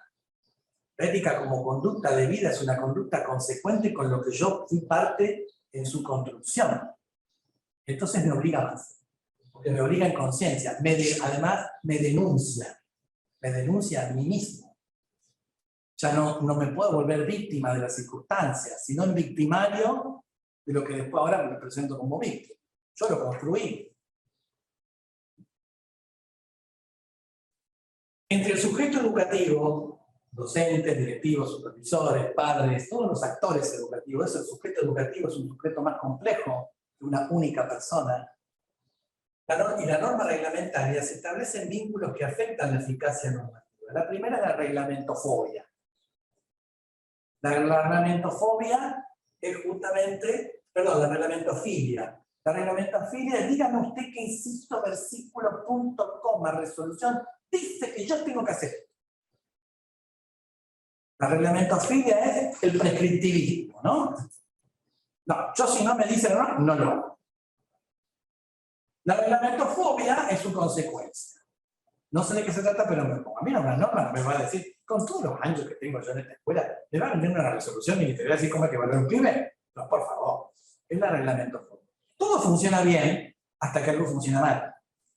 Y cuando funciona mal y uno tiene que dar respuestas, todo ese acervo que uno pretende. Yo hace 20 años que soy docente, sí, pero usted, siendo docente hace 20 años, debe saber que se evalúa dentro de un marco de un diseño curricular, con criterios referenciales y con pautas pedagógicas. ¿Las cumplió? No, porque yo las cumplió o no las cumplió, es así sencillo. Porque mientras todo está bien, todos bailamos y comamos que mañana se acaba el mundo. Pero cuando vienen los problemas y hay que dar respuesta, ¿dónde nos apoyamos? Yo le dije, yo le llamé por teléfono, yo le hablé y ¿hiciste la nota? ¿Te la recibió alguien? Bueno, pero yo en realidad, bueno, eso es parte de una idoneidad que se sitúa, que se involucra, que documenta, que registra y que puede acreditar lo que dice que ha hecho, justificar lo que dice que ha hecho y por qué lo ha hecho. La reglamentofobia está linda para el discurso, pero cuando hay que dar respuestas, no me protege. La supervisión dependencia, llama a la supervisora. Por favor, llama ya a la supervisora. Espera, no hagan nada, llamen a la supervisora. Sí, pero todos los jóvenes no están porque mandan a llamar a la supervisora. O la director dependencia, ¿no? Entonces, ¿por qué dependemos de los otros, nos sustituimos en las decisiones? ¿Porque nos da miedo o porque a veces, si sale mal, la culpa de la directora es la culpa de la supervisora? El supervisor o el director no sustituye decisiones que el rol adjudica a cada uno en el espacio que le toca. En esos 456 del 86 es un tanto ambiguo, porque a veces en su prescriptivismo, especialmente en el caso de supervisores, los habilita tomas de decisiones que después, por ejemplo, no se pueden aplicar, porque no está territorializado, o porque no tiene regularidad en las visitas. Entonces te traslada una decisión sobre la cual vos ni sabés de qué estamos hablando, ni por qué estamos hablando, y el supervisor es pedir informe jurídica, o mandarle a la dirección provincial, o cada uno va tirando para arriba. El tema es que cuanto más alto lo tirás, con más fuerza cae. Entonces no es que tirando para arriba me salvo. No, el riesgo es que cuando caiga, cae con todo, y se lleva todo puesto. Porque todas las cadenas de omisiones se empiezan a activar. Ahora, ¿cómo llegó esto acá? ¿Qué hizo la directora? ¿Qué hizo la supervisora? ¿Qué hizo la docente? No, yo le dije a la supervisora, no, pero a ver, usted, en el artículo tanto, el reglamento tanto, dice que usted sobre esta situación tiene que tomar esta decisión. Pero yo le dije a la, no, usted, no que usted le pregunte a la subdirectora o a la supervisora.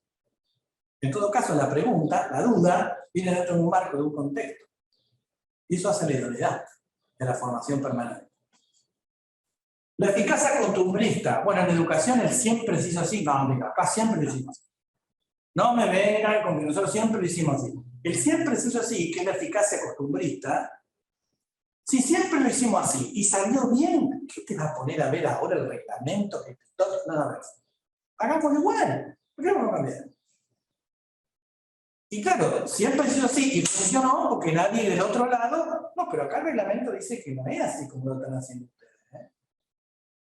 Porque también hay este otro tema. Vieron que los docentes hablan más con los abogados que con los padres a veces. Y estamos discutiendo cuestiones educativas en los tribunales o en las fiscalías. No en la escuela ni en todo caso en las salas de supervisores. Entonces, ¿con qué elementos vamos e intervenimos y justificamos nuestros haceres? Porque inclusive cuando vamos al abogado para que nos defienda, el abogado es abogado de muchas cosas, de derecho administrativo, pero no conoce de pedagogía, no conoce de organización áulica, y hay que explicarle al abogado lo que es un aula y lo que es una escuela para poder que entienda él por qué yo no violé nada, o por qué yo no infringí nada, o por qué fue regular mis decisiones. Entonces también yo le tengo que dar elementos contextuales a ese profesional que me va a asistir. La victimización del entorno es otro elemento que aparece. Lo que pasa en esta escuela, en este barrio, ¿qué quiere que pase? Eso tampoco es suficiente. Contextualización no es victimización. Son cosas diferentes. El aislacionismo y la autorreferenciación, ¿no? Esto de yo soy la mejor, siempre me salió bien. Yo lo que pasa es que tengo que posgrado en el Pedagogic Institute of Massachusetts. Y claro, tengo toda esta nómina de papelitos, pero claro, vieron que los hechos siempre es como la ley de Murphy, ¿no? Me conocí todas las cosas, pero el hecho está para la tesis doctoral. Porque guarda una complejidad, guarda una intensidad, y hoy día guarda unas violencias que me saca de toda racionalidad y de todo protocolo. Entonces, cuidado con la autorreferenciación y el aislacionismo. Hay que pedir ayuda cuando uno no puede solo. Y hay que ayudar al que tiene que enfrentar una situación que ya de por sí viene compleja. No hay que dejar al docente solo. Ah, bueno, son tus padres, arreglar. Ni tampoco hay quien empatota, porque no agarramos los alumnos y les hacemos una declaración indagatoria. Está la maestra, la directora, la vicedirectora, la psicopedagoga, menos los padres. Y el chico. Y falta que le pongamos la lámpara acá. ¿Fuiste vos el que escupió a Manuela en el patio? El chico sale de ahí llorando, desesperado, angustiado. Imagínense, los padres vienen como dos pumas. Entonces, ¿cómo estamos resolviendo nuestras prácticas? ¿No? Desde este lugar. La subestimación de la escuela y la sobreestimación del ministerio o el consejo, la regional. Las escuelas hacen lo que quieren. No, a veces hacen lo que pueden. Las escuelas esto no lo van a poder hacer. Entonces centralizamos todo. Lo mejor que se haga a través del SAP. Lo mejor es que hagamos un programa para que... Y la escuela empieza a dejar de hacer cosas que son parte de la tarea educativa, porque no solo se trata de una labor administrativa o socioeducativa, eso también educa. Y lo relegamos a un trámite. Es un trámite más. Y no es parte de lo que es educar. ¿No? Entonces, la subestimación de la escuela y la sobreestimación del ministerio y del consejo. O del consejo según lo que pueda. La escuela y los padres son un territorio compartido. Y pregunta esta, ¿eh? Fíjense, los padres son agentes naturales de la educación.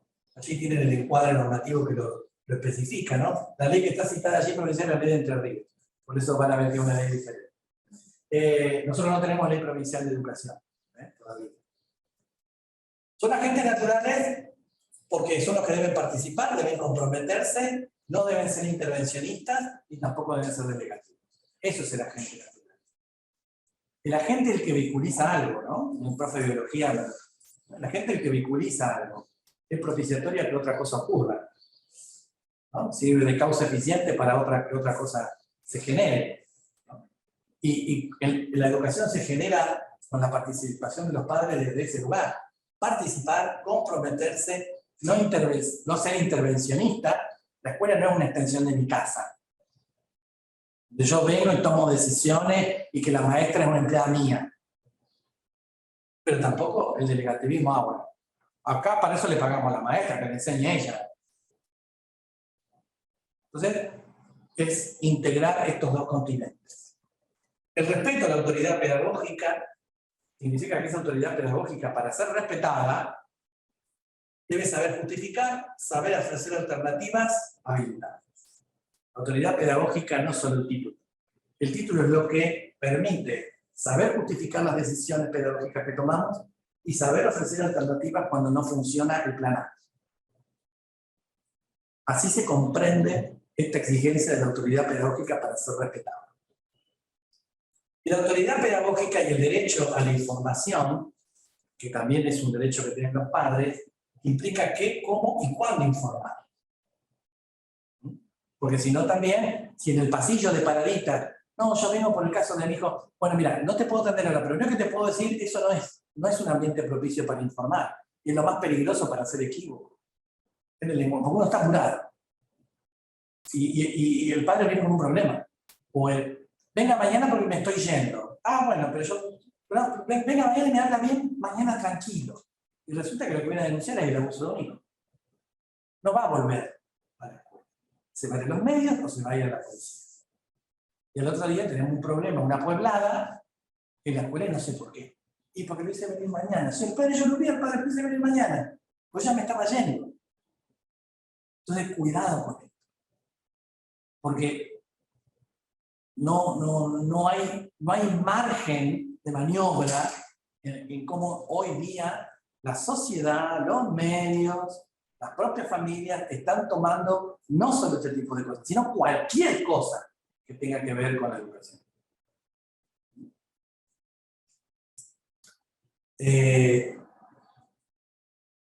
Hay claves recíprocas que deben, y lo hago como pregunta, porque esto de la confianza y la presencialidad tiene que ser de las dos partes, de la docencia y de los padres. Si yo como docente no tengo educador en el padre, cuando me viene a plantear algo, me está grabando con el celular, puedo grabar la conversación que vamos a tener, es que no me tenés confianza. Si vamos a firmar un acta, ¿por qué me tenés que grabar? De la recíproca, ¿no? También grabo lo que me dice el padre, ¿no? Entonces, esto de la desconfianza, ¿no? Y la presencialidad. Porque para que haya confianza, también tiene que haber conocimiento. Y si yo no estoy nunca, vengo a veces, o solo conocen de mí por el cuadernito, ¿qué presencialidad, qué confianza puede haber? Si todo también está bien, hay que documentarlo, pero detrás de la documentación tiene que estar el rostro, tiene que estar la mirada. Porque la mirada también empatiza. No solo yo estoy con vos, sino que cuando yo te lo estoy diciendo, te estoy mirando los ojos. Y eso ya crea un vínculo.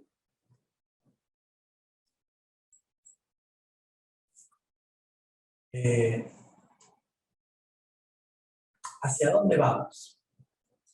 Yo me quiero detener especialmente en los docentes, ¿no? Porque a partir de allí aparece todo el lugar. Primero, bajo una visión renovada del papel del docente se convierte en el que guía, facilita la participación y el aprendizaje en lugar de instruir. Esto no lo dice el doctor Mendoza, no lo dice el Ministerio de Educación de la provincia, esto lo dice UNESCO. Esto dice UNESCO, ¿no? Justamente, hoy la docencia es el que guía, es el que facilita la participación y el aprendizaje. Ya no es el que instruye.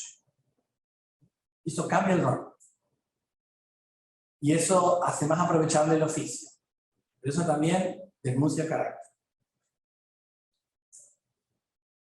¿Qué presupuestos entonces tiene el docente en función de esto? Las competencias docentes a partir de esta idea es que el perfil del personal docente encuentra como causa eficiente de su realización los presupuestos establecidos en el artículo 71 de la Ley Nacional de Educación y que reclaman las siguientes competencias.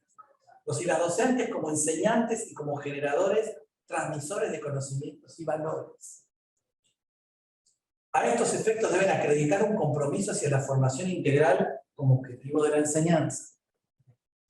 El desafío nacional como competencia docente importa activar un movimiento que hace crecer lo existente aprovechando los talentos y los recursos para que sean contributivos y en cada extremo de un vasto territorio, pero por sobre todas las cosas de una cultura diversa. En nuestras escuelas tenemos chicos de diferentes provincias, de diferentes nacionalidades.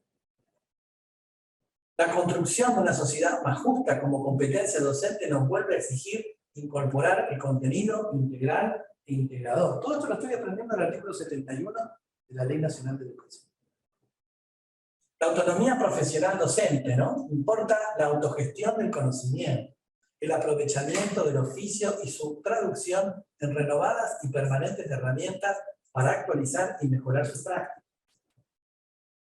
A los efectos de establecer, profundizar y actualizar el vínculo del docente con la cultura y la sociedad del conocimiento, las y los docentes tienen que favorecer la libre circulación del conocimiento y la adquisición de las que sean necesarias para el manejo de los nuevos lenguajes producidos por las tecnologías de la información y la comunicación. La complejidad de la realidad educativa reclama el trabajo en equipo, con los pares, como competencia docente, pero especialmente con el encuentro interdisciplinario. Y el compromiso con la igualdad y la confianza en las posibilidades de aprendizaje de todos como competencia docente consiste en la promoción de la igualdad educativa. Quedan muchas cosas, el tiempo nos está haciendo un poco más que tiranos. Si alguien quiere hacer una pregunta por aquí, por lo virtual, en esto te voy a pedir, Vero, que me asistas para poder compartir. Pero también es el desafío de no querer decirlo todo, para que en esas lecturas que ustedes puedan hacer de ese material, puedan hacer su propia construcción, su propio material y sus propias preguntas. Van a ver allí en el material también un detalle muy exhaustivo, más particularizado, de esas competencias docentes, directivas y supervisivas en el actual escenario. Todo lo que dijimos antes se tradujeron en cosas concretas, que es como para hacer un trabajo de todo un año, juntos, pero también es la invitación a que lo podamos hacer para que esto no solo quede acá, sino que lo podamos seguir trabajando. Y bueno, la invitación es para que puedan seguir sumando. Porque recuerden algo muy importante. La educación salva vidas. Hoy, más que nunca, ustedes salvan la vida de las personas. Quizás es el único recurso que nos queda para salvar la vida de nuestras chicas y de nuestros muchachos. Y eso es una responsabilidad muy grande. Pero la magnitud de las responsabilidades también nos vuelve a reencontrarnos con la épica y el heroísmo. Porque héroe no es el que no tiene miedo, sino el que pese al miedo sigue haciendo las cosas. Así que bueno, ahora abierto a las preguntas, además de agradecerles su tiempo, su disposición de escucha y bueno, la ganas de seguir aprendiendo juntos.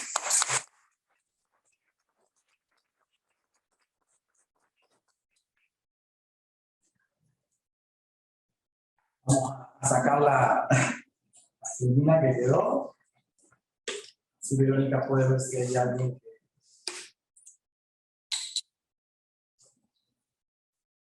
Los invitamos a hacer las preguntas a los que están acá presencialmente o por el chat o compartir.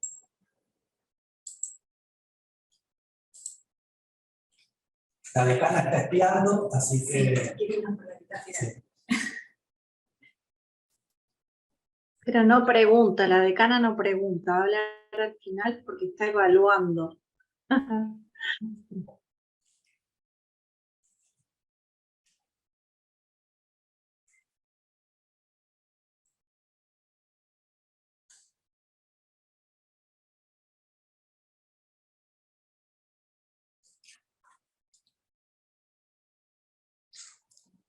Los dejé muy confundidos. No, fuiste muy claro.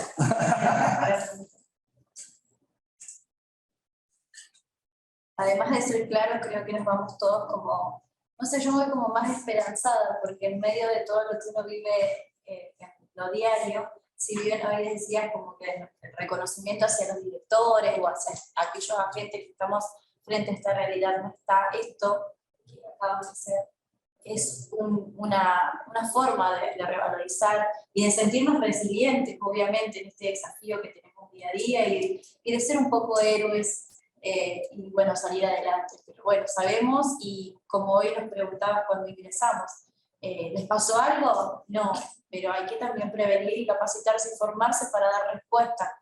Con sencillos gestos como esto que dijiste, no ser desesperado, atender lo urgente.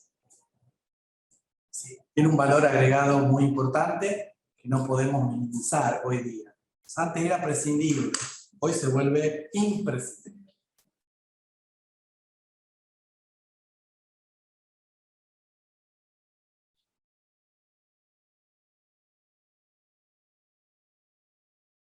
Bueno.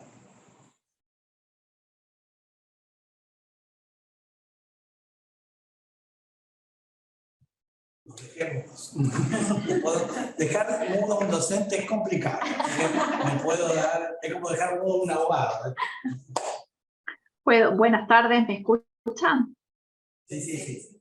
Bueno, ahí en el chat está apareciendo algún comentario, no sé si quieren ir mirando por si hay alguna pregunta. Lo mío iba a ser frente al silencio, del asombro, y creo que es esto, ¿no? Del asombro, de escucharte. Y yo iba a hacer un comentario casi para ir cerrando, así que habilítenme si creen que es conveniente ir cerrando o esperamos a algún otro comentario.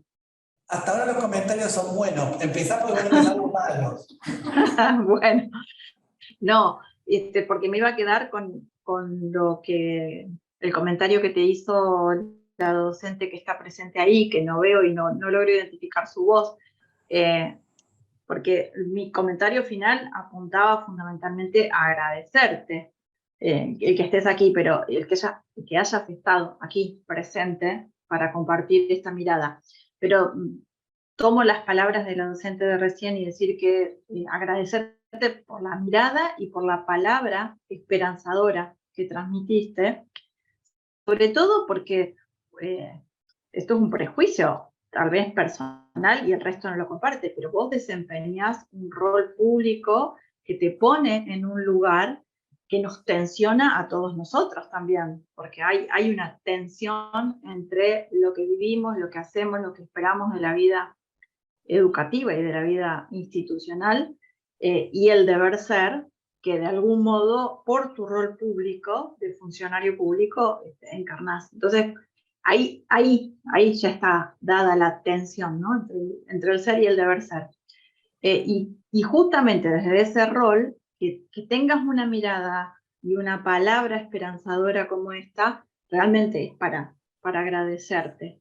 Y fundamentalmente porque lo valioso de tu palabra es que logra resignificar la vocación docente, porque en definitiva todo lo que fuiste diciendo y que hizo que la mayoría de los que nos conectamos desde el comienzo nos quedáramos, es porque estabas renovando, volviendo a encender o renovando el fuego de la vocación y de la pasión por lo que hacemos. Y solo me quedo con una idea. En un momento dijiste que cuando los adultos nos retiramos dejamos abandonados a los niños, a los jóvenes, a los adolescentes. Entonces me quedo con esto, que creo que lo que vos compartís con nosotros renueva la pasión por lo que hacemos, que es la clave, porque sin adultos apasionados las jóvenes generaciones tampoco se apasionan. Así que si hay crisis en la educación, fundamentalmente es porque hay crisis en las vocaciones docentes. Y creo que mantenés encendido este fueguito. Así que de mi parte, como a cargo de la Facultad de Filosofía y Humanidades, en donde radica la carrera de Gestión de la Educación, es agradecerte por la generosidad con la que siempre compartís tu mirada, y agradecerles a los presentes que hayan aceptado la invitación de compartir este momento de crecimiento también. Bueno, muchas gracias. Yo quiero recuperar a partir de eso que dijeron el cardenal Newman alguna vez, ¿no? 1000 dificultades no hacen una sola luz. Y ese es el compromiso que verdaderamente tiene que ser una bandera que nos resignifique aún en tantas tragedias, ¿no? Que les toca gestionar. Pero bueno, las tragedias y las violencias tienen que ver con las ignorancias. Y seguramente ustedes sabrán que la ignorancia es la materia prima de la educación, porque estamos para superarla. Entonces, la adversidad y las violencias no son algo ajeno, son con lo que tenemos que confrontar, pero para sobre todas las cosas superar las ignorancias que las sostienen, que las conservan y que las trasladan. La memoria nunca tiene que ser, que es parte primordial de la educación, un recurso para recapitular los odios, sino para inaugurar justamente la capacidad de esto que dijera alguna vez San Juan Pablo II, ¿no? No hay paz sin justicia y no hay justicia sin perdón. Y eso nos va a permitir reencontrarnos, ¿no? Sanarnos. La educación tiene que ser sanadora, aún desde la centralidad de nuestras propias heridas. Porque eso también sana. Cuando nuestros alumnos ven cómo somos capaces de curarnos a nosotros mismos. Así que bueno, son más enfermeros y médicos que docentes. Así que bueno, gracias, doctora González, por darme el espacio, la oportunidad, y a cada uno de ustedes la invitación a reencontrarnos, y a reencontrarnos en sus casas, en sus territorios. Con muchos de ustedes lo decía al principio, sobre todo en el norte de nuestra provincia, nos hemos visto, vamos a volver allí, a encontrarnos, y a los pendientes también, ¿no? Porque indudablemente aprendo más yo de ustedes, porque es lo que me permite recuperar aquí esto que de alguna manera quiere ser una síntesis, ¿no? Ponerle alguna palabra a tantas palabras que recibo, ¿no? Así que bueno, agradecerles a cada uno de ustedes.